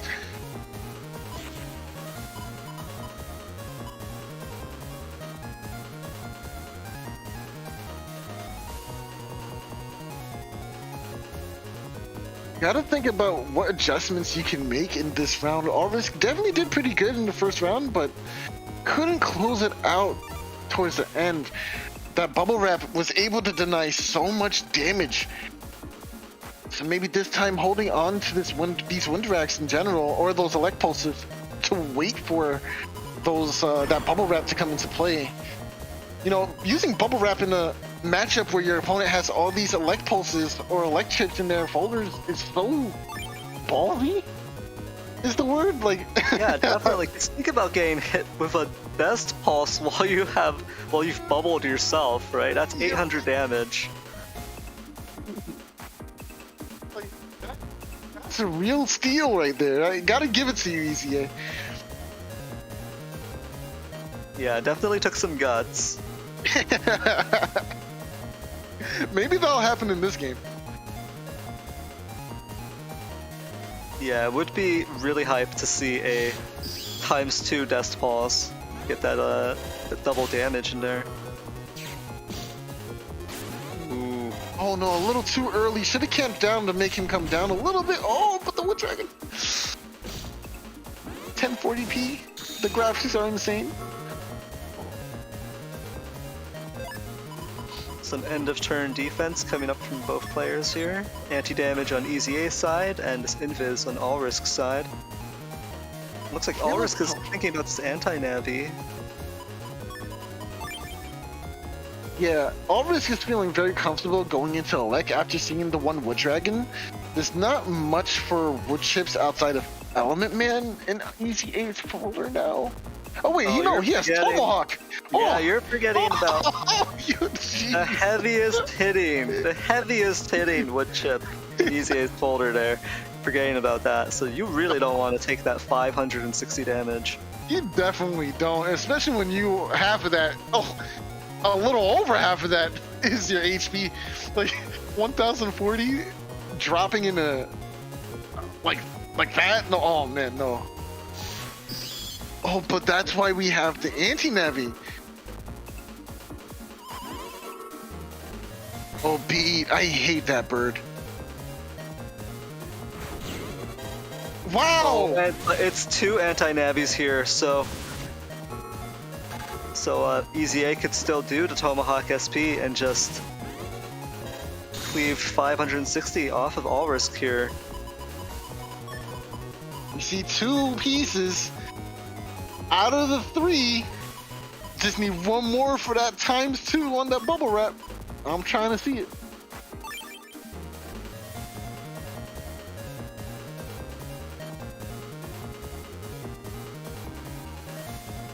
So I think both players have confirmed that it's anti-Navi on the other side. I'm not 100% that Easy A knows that All Risk has it up, but All Risk should know that Easy A has it up. The sensor will put some mind games on the table. Gotta walk around it. Oh! Let's skip the mind game and go to the next turn. Never mind.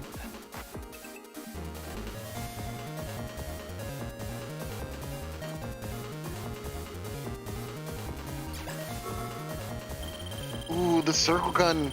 Can he destroy the... He wants to hit both at the same time. Oh, just barely. And there it is, the Lance D-Cross.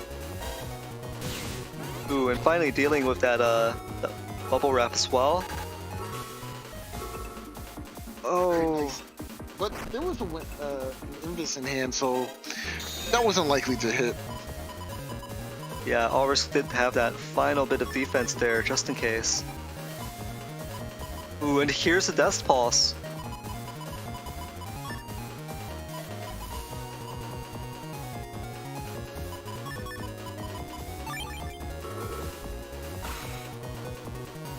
Oh my gosh! Wait, Symes brings up an excellent point. You can't TFC on the anti-Navi. Oh my god. Two hits. Wow. 2 hits from the Delta Ray Edge! But Destroy Places in hand now, gonna be able to squeeze in some good damage. 4 busters? 5 busters? There it is.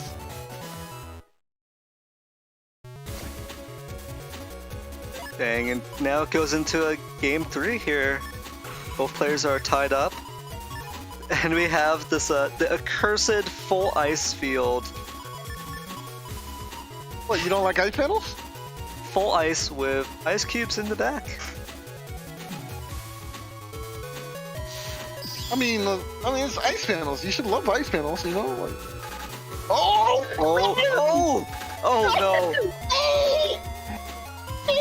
No, Easy A has... Oh, and, you know, it's an ice field too. Oh no! yo, I'm dead. I'm dead, yo! What? That is... Baby! Oh no! Yo, that was You on the turn grass! Yo, Oh, you gotta be kidding me! that was turn 1. That's What? not how you want to start your No, your game oh, 3. not at all. Oh my goodness. Oh my lord! And Oh. All Risk has a pulse in hand, so this is gonna be That's it. No, it's the easy. it A's up, bro. gotta throw up those anti damages. Gotta try to protect against it. What can he do it though? Oh, Oh, okay. Oh, yeah. Spoutman wanted to say hi, bro. Spoutman was like, "I'm baby and I'm strong, bro. Real strong." Yeah, yeah. Shout outs to Spout Man. Shout out to Spoutman. 100% shout out to Spoutman. Yeah, I'm a Spout Man appreciator. Oh, of course, me. I as well. You too, huh? Crazy. Oh, Yeah, crazy. All right. Wow, what an insane match between All Risk and Easy A. Well played to both players there. We saw some really crazy anti-Navi chains there. So those exchanges, the theft of that Spoutman SP, that was critical. That turn could have gone either way. If that Spoutman SP had connected for Easy A, that would have been the 700 and the 720 damage and freeze for Easy A instead, right? absolutely. So just crazy swings in this matchup. Just kind of typical to low HP Gregar versus Gregar matchups. We just see some crazy chip damage going on early on, and wow, just so much damage. A little too much damage, honestly. I feel like that was unnecessary ruthlessness. Like, oh man. Yeah, witnessing some war crimes right there. Oh. That was maybe inappropriate. We might have to like edit some of that set out. Yeah, like definitely censor it. I agree. But yeah, well played once again, and with that, I think we can go into our next set of the day, which is Sharona Nep versus Ghiaccio. Yeah. First, oh, I think they're both debuting. Oh no, Sharona actually played earlier today, but Gyasho, this is his first match for today. Yeah, and again, with so many Gregors in this top cut here, once again, we have a Gregor versus Gregor mirror matchup. And, you know, this is interesting. I simultaneously love and hate E-Code Gregor so much. Why is that? When your opponent is playing E-Code Gregor, there's so much Beast Rush you can pull off with an E-Code Gregor, and you're getting these plus 50 boosts from stuff like Heat Cross, stuff like Elect Cross. And so it's a really effective Gregor Beast Rush code, and it's really entertaining to see. It's really cool to watch it happen. It's not fun when it's happening to you. Now, my thing is, I would have liked to see. Well, okay, maybe not, huh? I would have liked to see Element Man EX over Blastman, but Blastman is also really good, right? So I don't know if it's fair to say one is better than the other. I mean, I personally, it is E-Code, so I would have just taken the the Element Man EX, because you get that extra bit of utility out of it. You get that extra threat and the elemental coverage. But Blastman is still super solid, just really good. So even without Element Man EX, with a Blastman Star in its place, you're not losing too much, right? That's still a really good option. And what's interesting here is we are seeing this is going to be float shoes for Sharona and air shoes for Ghiaccio. So it's going to be a very interesting matchup here. I'm not so sure that there's a lot that the float shoes will help out with here for this matchup, because there's no Elect Dragons, there's no big panel cracking stuff, at least in the folder. And at the same time, no huge panel destroying stuff coming out from Sharona's folder, so maybe the air shoes won't get too much value either. So the shoes, both players invested in shoes. Maybe not going to get great mileage out of it in this specific matchup, but looking at it, we have a G-Code coming out on the right side. The Wood Dragon, Heat Dragon combos going to be really, really hard to deal with. It's kind of hard to dodge those. You need to have a position on the bottom. You need to be buffering your movement and watching out for it specifically. And then at the same time, you got the machine gun too. So you've got all the good stuff in G-Code, including that uninstall. So we might see that super armor getting knocked off from Sharona there. And Groundman SP, of course, in code as well for G. So that's going to be that extra added threat, going to threaten Sharona away from Slash Cross potentially. And interestingly enough, both players opted to take Barrier 200 on top of Life Aura. So having two options there in U code for some nice defense. And other than that, we've got this attack plus 30 hanging out in Ghiaccio's folder. I can't see like there's no Super Vulcan obviously in G code. There's no splash here to get that Super Vulcan, so it's going to probably be attached to the Kernel Force or worst case scenario like a machine gun too, right? For to get a couple hits, but it'd be a lot less damage than if you threw it onto the Kernel Force. So I probably, could see it going on to something like the Ground Mana SP, right? And then following up with the Machine Gun, or following up with the Wood Dragon, or something like that. Like, I could see that happening. I think the awkward thing about throwing it onto the Ground Man SP is that if you get Time Freeze countered with Life Aura, that's not, you're gonna waste both those chips. It's not gonna do enough to break through. So it's kind of like the upside of something like Base Anomaly, right? Where it's where Say that one more an time. attack plus 30 won't, but a double point would, right? Yeah, that's true. So you can get those multi-hits, you can deal with barriers, deal with auras like that. The Ground NSP is pretty far away from that 200 HP threshold, so definitely you want to throw that onto the Kernel Force. That's the optimal situation. Get as many hits as you can with that plus 30 on it. But yeah, I think that about does it for the setups, so I think we can jump right into the set. All right, let's get it.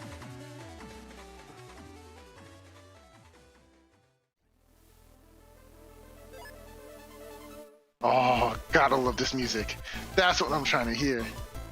So, the one thing I forgot to talk about, here it is. It is that Sharona does have the anti-damage Navicust program, also known as anti-magic. So, we might see some stuff, some chips just fading into the void. Joshua might throw some chips out, and well, they don't connect because of that anti-damage Navicust. But this does mean Sharona is going to be staying in base form. So generally, what you're looking for is that moment where Sharona just pauses randomly and just stands still. That's most likely an input that you're going to be looking for. And oh, nice. A ×2 charge tackle. 2 hits for the price of 1. I'll take it. Yeah, so when Sharona has a chip loaded up, you'll obviously see the name of the chip and the damage value and everything. But when that text disappears for a split second, that means Sharona is trying to use the anti-magic Navicus part, that free anti-damage. And so for that short window, if your opponent hits you, you do trigger anti-damage.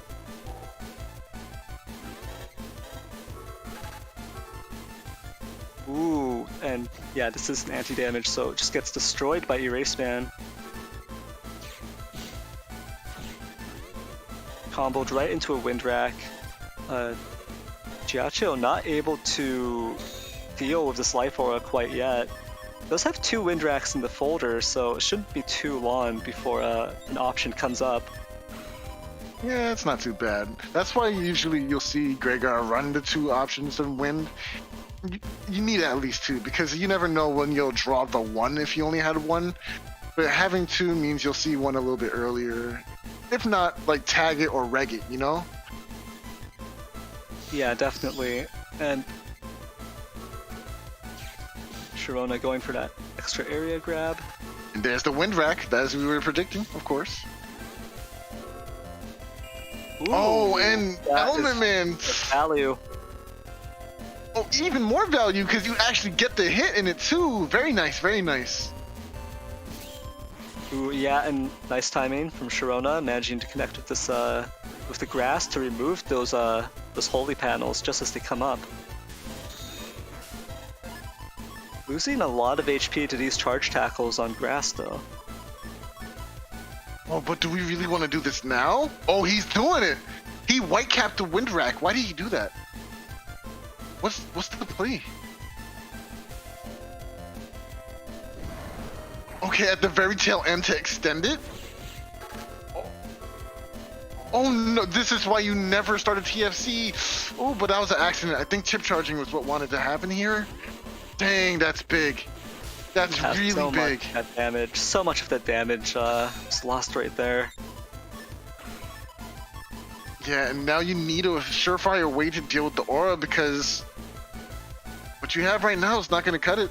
But going into your race and chip charging away some of these null chips, we'll be able to deal with the aura if you have the time to do it. 420 HP is not a lot of HP, and pretty much anything that they do here will just kind of end the game.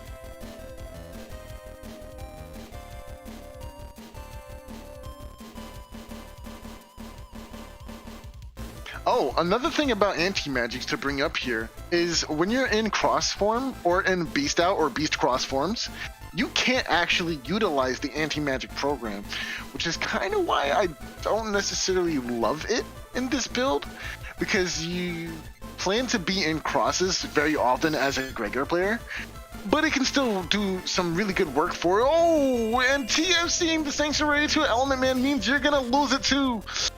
Ah. Oh, and no. stepping it. Oh, yeah. Game two. Game two. Yeah, and you know, with the area in that in your Navicus that anti-magic is taking up, that could have been like a beat in a rush or something, right? That's true. It could have been anything else, honestly. Well, I mean, it's all right. It's a good program. It's just the fact that it kind of encourages you to stay in the base form. That can be kind of a problem, especially if you have chip synergies, cross synergies you're trying to work with, right? I think it's an NPC that mainly focuses itself or lends itself to the EXE format or to Bowser players more so, simply because they have hub bat and they can just stuff their cuss with a whole bunch of different things and have hub bats to back up on that. But for Greygar, you get so much value out of your crosses, charge shots, that it doesn't make sense to not use those charge shots. Does that make sense?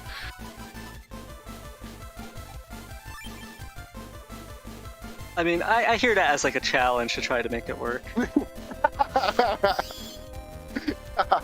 Yeah, so Barrier 200 coming up for Sharona here, and it's a slash cross turn potentially.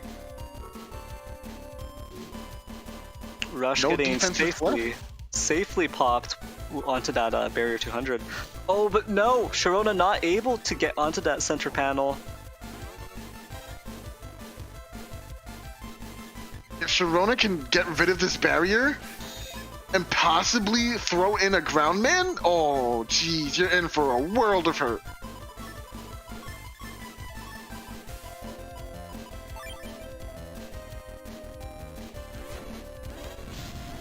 Ooh, so here's the charged Elex sword. But charge keeps getting interrupted. Oh, the Oh, Element Man connects. ooh, and there's the freeze, then the ×2 hit. And there's the full +1 area lock that Sharona was looking for. A really solid turn and a really great way to use that Elex sword. I gotta say, I love the way that turn ended, especially because you didn't release that charge shot, which means now your opponent is forced to start the next turn with full tangibility. Ooh. That slash cross charge shot sneaking in right under that invis. And Double help life aura. both players in life aura, so Oh, Sharona. but only one has a wind rack! Oh no! Oh, but there's another invisible! yeah, very nice. Able to squeeze through this turn, not lose any HP, other than that first charge shot sneaking in. But I think gonna proper need those here. answers to this. The proper sequence there was definitely a like pulse into a Judge Man, and maybe follow up with like. Oh, I guess this works out either way.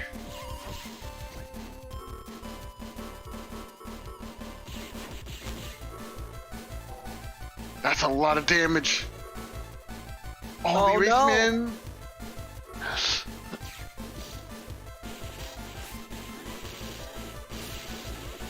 Ooh, and yeah, that's the end of this match. Oh, game 3? Yeah, game 3. So they're tied up now, and we'll see whether it's Sharona or Giacchio who can take this. Really nice E combo in hand with the Fire Burner and the Horn Shot with that White Capsule, but gonna save that for a little bit later, deciding on another play instead.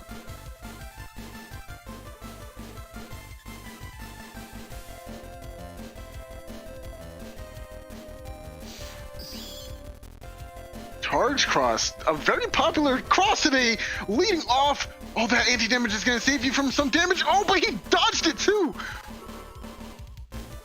Wow. Proto-Man gonna go ahead and do a decent amount of damage here.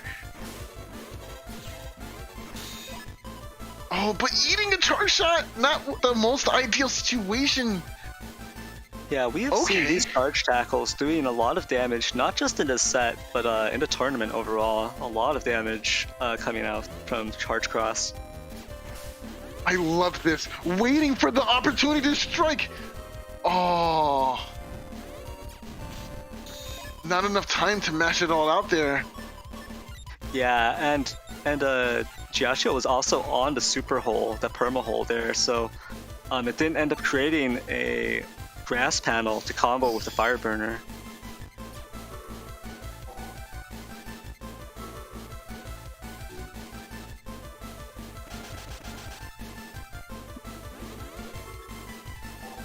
Rush easily dealt with here. Air grabs though. Ooh, and yeah, that barrier 200 getting eaten by the Electros charge shot. Eraseman will at least do some damage to this barrier 200, but it persists onward. Oh, Element Man in the hand can attempt to go for a ×2 with the Element Man here and decross his charge.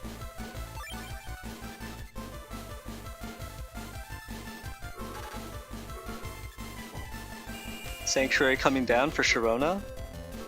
And now it's in slow gauge, so extra time to fish out these charge shots. Ooh, all these chips coming out a little bit early.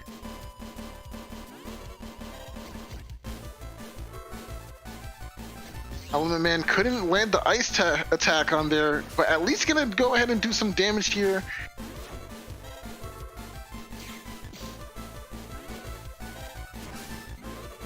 Yeah, Giacchio doing really well with these charge tackles, but unfortunately popped those chips a little bit too early in the turn. Wasn't able to actually get value out of them.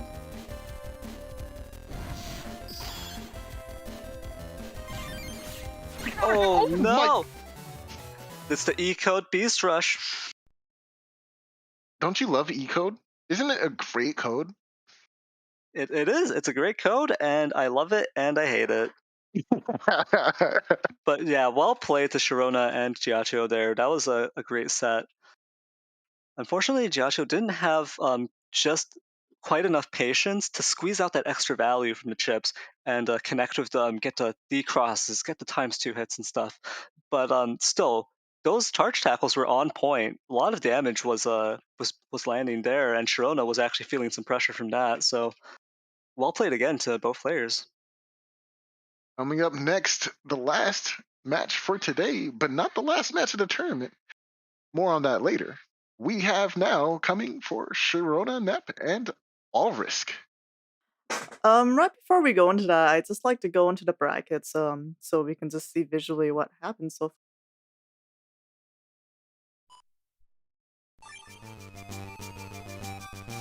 So this was the first stage of losers bracket that we just saw. 4 back-to-back matches, which should be here. Yep. So after that, we're gonna have Neref versus Desmond coming up next week. But before that, Our Risk versus Sharona Nep actually did get played out. So we're gonna be seeing that today for one last match. And with that, let's go into setup.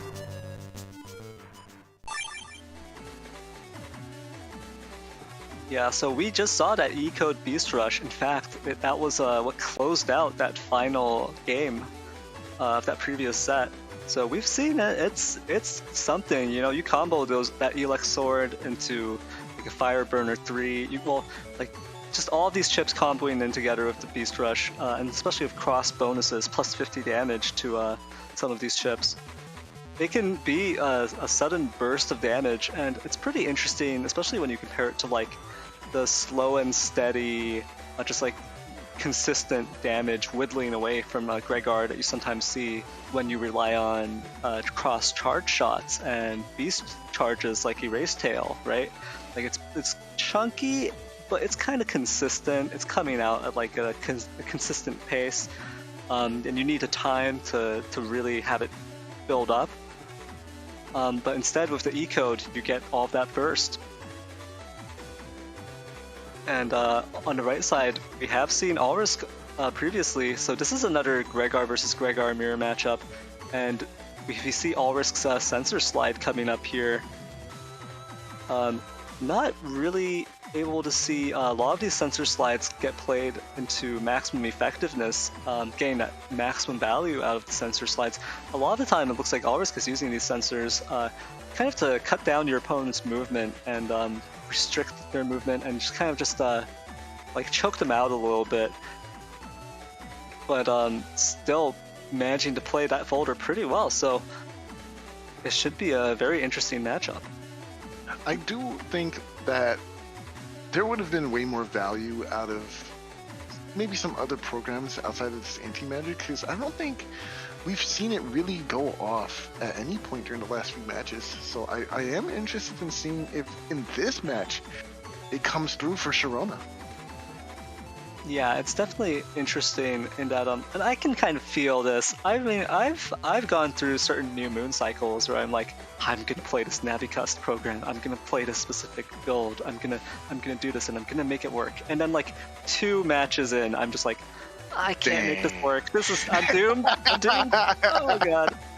So like maybe, you know, I'm just realizing that thing you wanted to run that you thought was gonna be fun is like, it's dead weight, it's holding me down. I should have just gone something else. But hey, you never know. Sharona might pull through with that anti-magic and really mitigate a lot of damage potentially. Like the potential, it's all there. So yeah, we will see whether or not Sharona can get some value out of it, or you know, we might just treat it as like that's a sacrifice that Sharona made for just for, you know, testing it out and trying to make it work. I mean, I've been there, I've been in the same spot, so it should be interesting, and really not sure how this matchup is going to play out. Like we said before, Alrisk is only running those 3 mega chips and no SP navis among them. And Sharona does have that Element Man SP, so it got that utility, got that damage coming out from it. And both of their damage sources are kind of, at least in terms of chips, their damage sources are kind of unconventional, not what you see every day. So I'm gonna have trouble predicting exactly how these turns go out with the kinds of combos these two can put out. Well, we're not going to be able to predict it from the comment section. Let's hop into the actual video.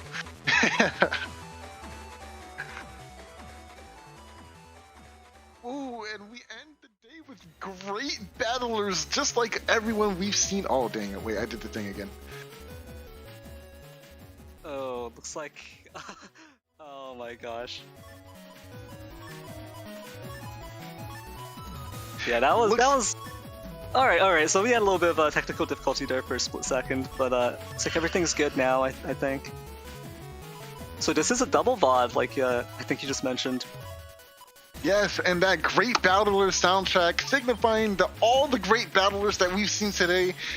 This being the last match of today, but at least we know we will have more later. Bangers aside, Judgment leading it off and to an Elect Pulse 2. How much damage do you think this machine gun's gonna get? None! Oh, wow, excellent movement! Okay. Was it actually none, or did a single hit connect? I don't think any hits connected. Wow, but yeah, this poison field, I love poison fields, personally. I bet you do.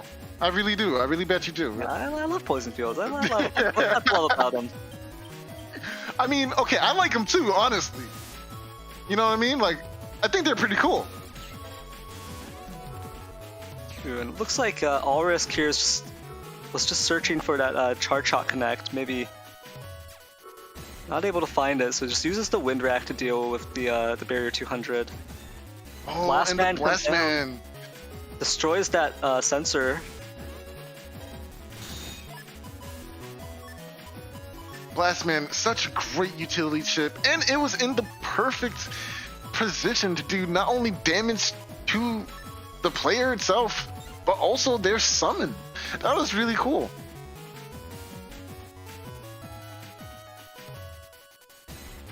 All risk thinking about how to set up a combo here, how to make these chips in their hand work. So I comes do out feel very- like I feel like the lance is a little underutilized in these last few sets. You want to kind of combo them into. Ooh. Ooh, and there's a D-cross from that corn shot. Oh no. Oh no, unfortunately, ours did not manage to get that. Oh, we're seeing the anti-damage come out. The anti-magic gain a little bit value just with these P shots. So not preventing a whole lot of damage, but Shono's just like, all right, I'll use it. I mean, I'm in base form anyways. Right, Super Saiyan already in play, trying to take it to the next level for this matchup. Oh, but the Destroy Pause, that was such a good meaty. Oh man, that was amazing. Yeah, what a confirm. Very nicely played from All Risk there. Element Man comes down, but just comes down to put up some grass, give Sharona up some potential ×2. But the interesting thing is actually that, All Risk is already in Beast, so they could actually just switch to like Heat Beast and get a ×2 off of that. But it looks like instead it's gonna be this Colonel Force turn. This is game. This is game. They have nothing for this. Oh, survival? Survival? Okay, how do you deal with this? One more area grab. Wow. Yes. Now, wow. they're All Risk charging. is just like, I'm not going to do that much damage with the Colonel Force. I'm just going to start Beast Charging. So here's the Erase Tails. Wow. So much damage from those 2 Erase Tails. Wow. What a savage. Yo, Yeah, what oh a my- decision right there. All Risk not hesitating at all, just being like, I'm going to get value. I don't care about the Colonel I Force. don't care, bro. Like, it's this or that. Like, you choose one. There is no Sharona third gonna choice. connect with this erase man right here. Just laying it timeout in the center. And they have their own. Oh enough. wow! Wow. The return Colonel Force on the very next turn, Oh, taking that game 1 for Sharona. no, this is not the time to run away from battle, All Risk. You must continue the fight. What a Another game round of 1. great battle is too. Dude, this is insane. This is too good.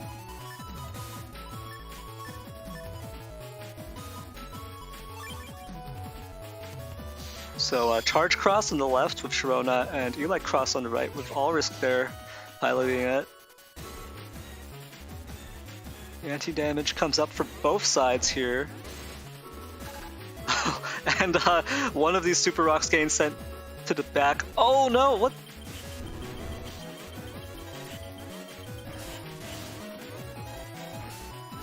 Ooh, so Yikes. What an insane match. Oh, both players basically having nothing left, but ending the turn with this mag coil, it's gonna force somebody into the center. What's the follow-up?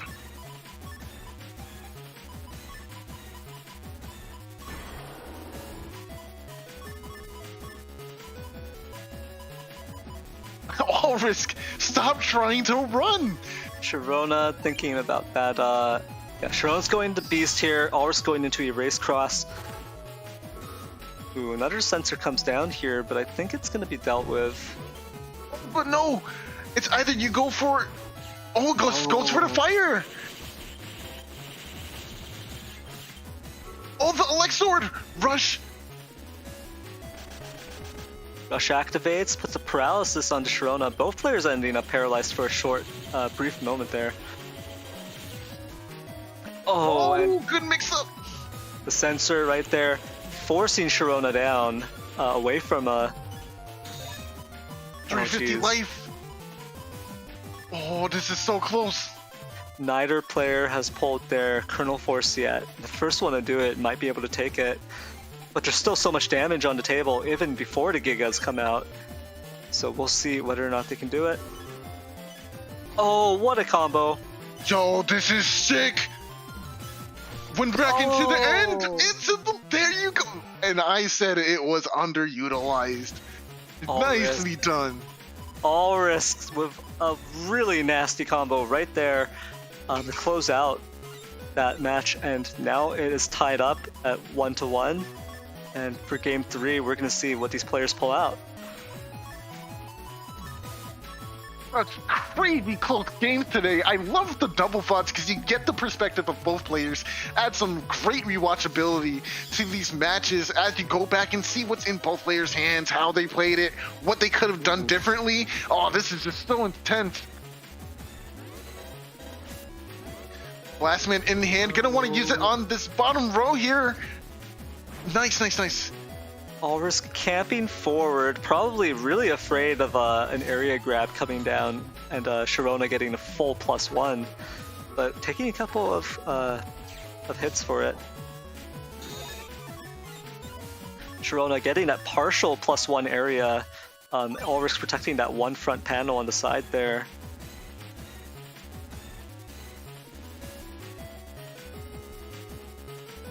Oh, this is it. This is a big combo coming in. Oh, but the barrier 200? Just so close. No, so close. So close. Oh, but it's time to punish. Oh, Judgment gonna be TFC'd. No damage will come out, but there will be some nice shurikens coming onto the field.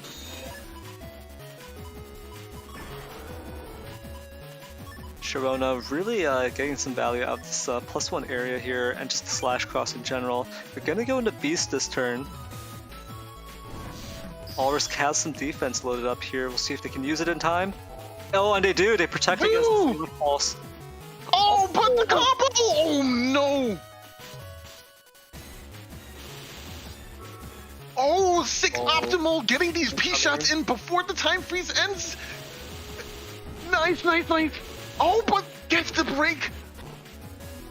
No, no. Oh, What a frame!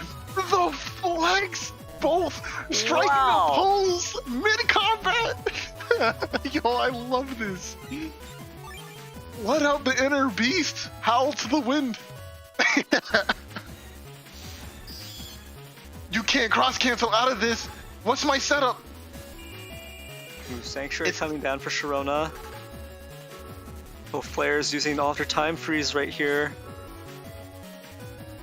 Some defense comes down. Invisible's not going to help from this beast charge, though. Better to camp. Yep, those holy panels. Nice, gets the ×2 on the brass panel.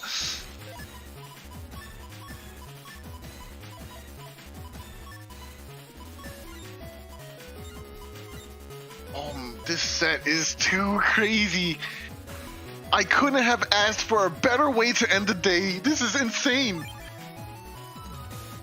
Yeah, I'm getting shivers. But how is Allrisk gonna deal with these holy panels here? Not to mention the holy aura that prevents the push from the grab revenge. Interesting.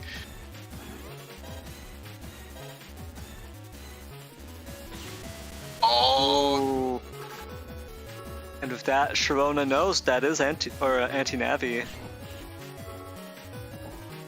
Invisible will buy some time to the next turn. Windwrack in hand, gonna deal with that immediately. Are there any broken panels? You need to know. Oh, beast over! Okay, oh no. Oh, don't give me a heart attack like that. No, he's really doing it. Sharona's thinking about it. Maybe predicting that this is gonna be a Kernel Force turn. And the prediction was correct! Double area grab, all you can do is outlast now. Oh, you don't want to break your panels, you want to camp back. You want to camp back. Just take whatever they dish out. Oh! Survival! At the very end! At the very end! The Conan soldiers pay! And They now- do their job! Now it's Allrisk's turn. Okay, yeah, play this. Oh, I think that the stop was. What? Oh no! Oh, wow. Wow.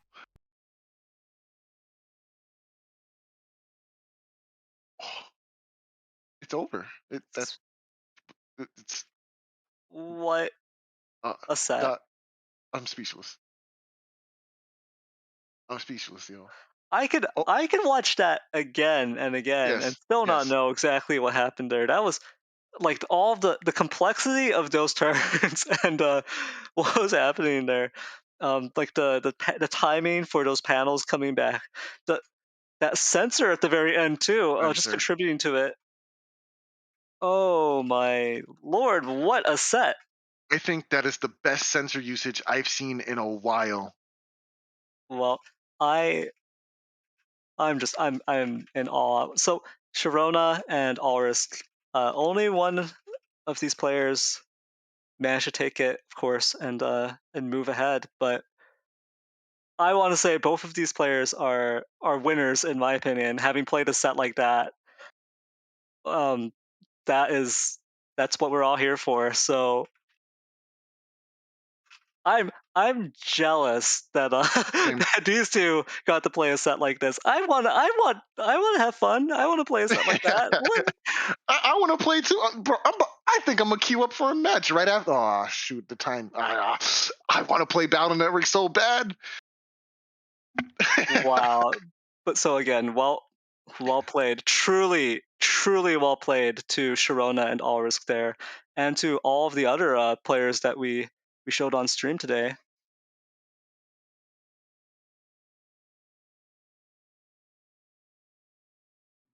Okay, I think our casters need a break after that. Let's go back into the bracket stage to see how it looks now. So we still have the other losers match to be played in this stage of the bracket, but after that I believe is losers semifinals. So this was losers round 2, and with that, the bracket is gonna look like this starting next week. So we will be following losers up until actually no, I think we'll probably start with winners finals to see who will be waiting in the losers bracket to get their salty run back. I don't think you can even call this losers bracket anymore. This has got to be. We've got to call this like other winners bracket. Yeah. The Avengers These bracket. sets. Wow. The revenge bracket. That's good feedback, yeah. I think we should change this text next time to a super winners bracket. Win harder bracket. Try harder bracket. Try hard bracket, yeah. And then we can name winners bracket chill bracket? I don't know. That was tough. Victory bracket. Vacation bracket. Vacation bracket. Like bracket. Oh, that might be real. Oh my. Oh my goodness. Okay, well with those light bulbs going off. Yeah, those are some good ideas, but with that, I want to go into the Ko-Fi screen and talk about the donations we got today.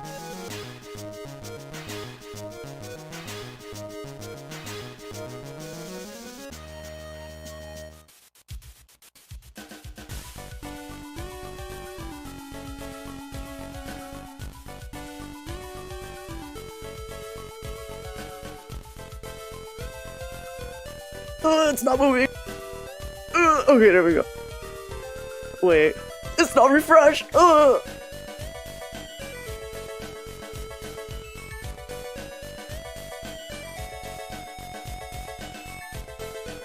Okay, there we go. So, Zay has made his triumphant return with another 2 donations from the hospital, actually. He's hiding himself to repair himself right now, but he managed to sneak in 2 donations to make up for when he was out of commission. Once again, thank you to Zay. And we have one other donation by Wazi. And yeah, the Blood Moon hype really did roll. I did not expect it to be that bonkers. You could say it was a dog-eat-dog world out there.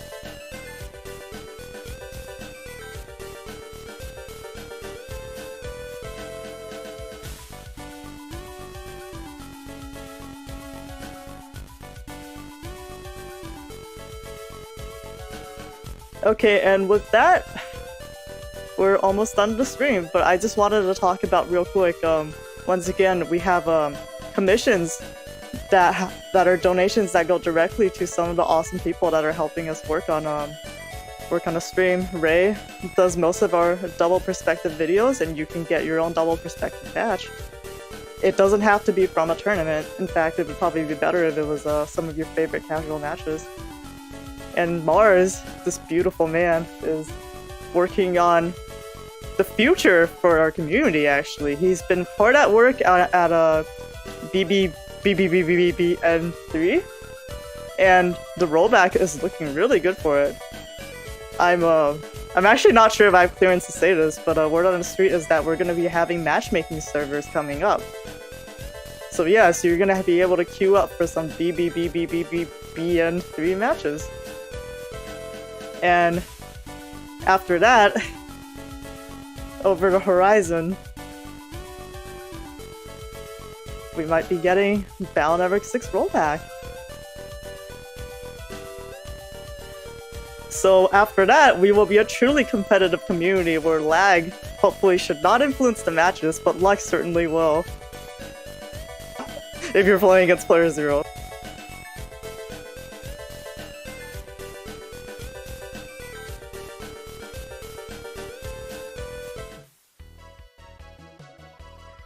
I also want to give a special shout out for Honor Knight. He's actually been our hero in the shadows, looking over everyone like a guardian spirit.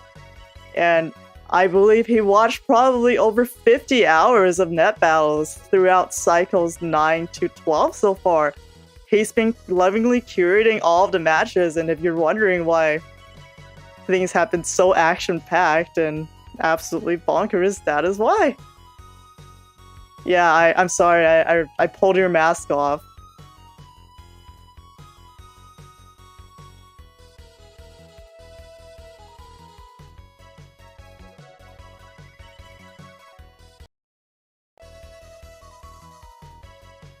Okay, so with that, we will be signing off. Did the casters want to say bye?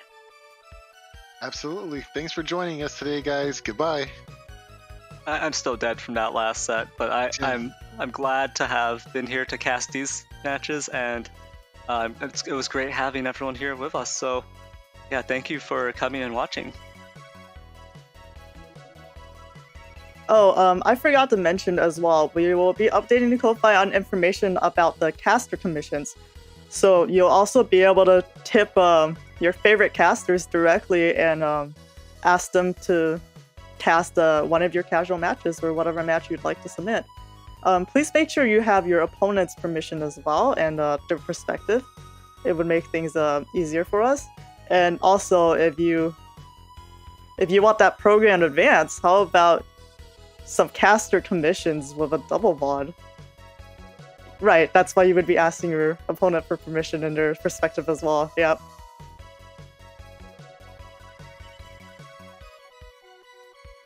And also look forward to my Player 0 impression next week. It looks like I got stuck in the tubes this time, but I can't wait to show you guys next time. Bye! Bye! Bye. See you guys.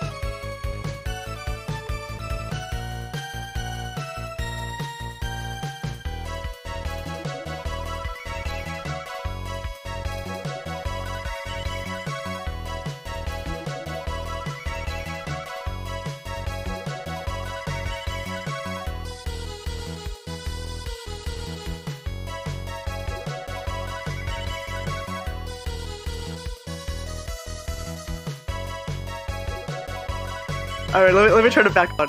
Okay, wait. Hello. Are we live? Hello, can you hear me? Oh, specialty loyalty bonus for the people who. Yeah, sweet post game. All right, guys. I haven't worked out all the details yet, but who here loved Battleship Challenge?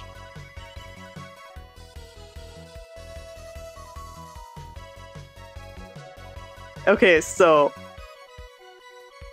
how about we have a new format that I'm gonna call Poor Man's Battleship Challenge. And here is how it's gonna work.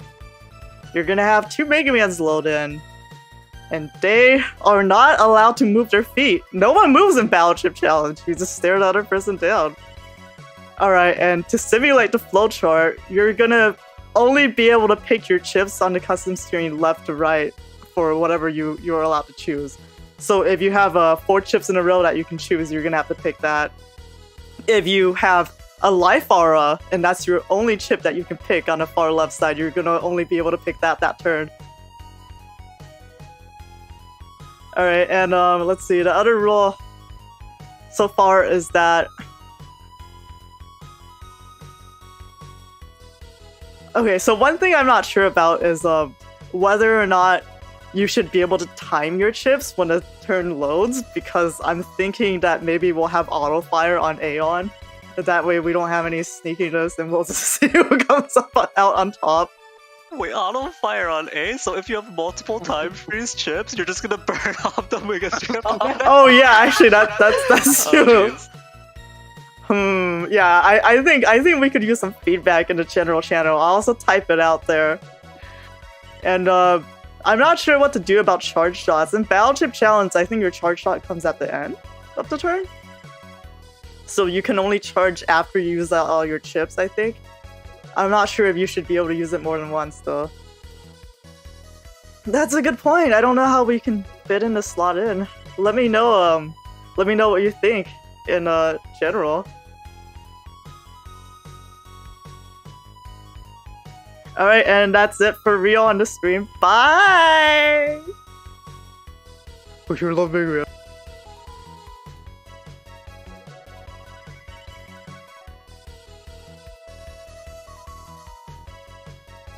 Are you muted? No, we're not muted. Oh. Are you muted? Okay, I just stopped him now. That was a good thing to end on.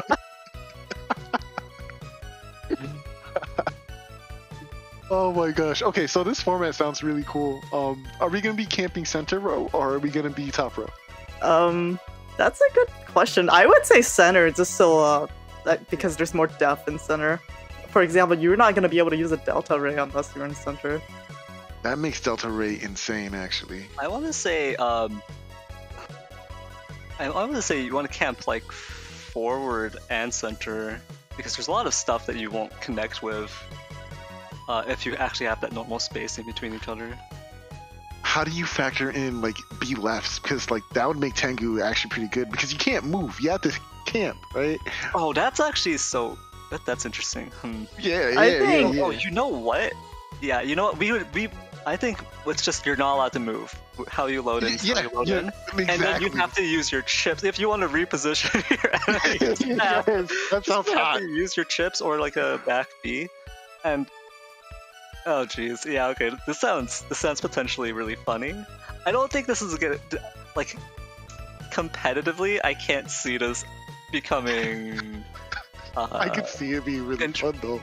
It sounds very fun, but yeah, I want to get in on this before people figure out the really optimized strategy for this, because this sounds really fun. Things like get and go out the window too, which is actually really nice. Oh, actually does it though? I mean, get in is still, you can use it to, because you're not allowed to move.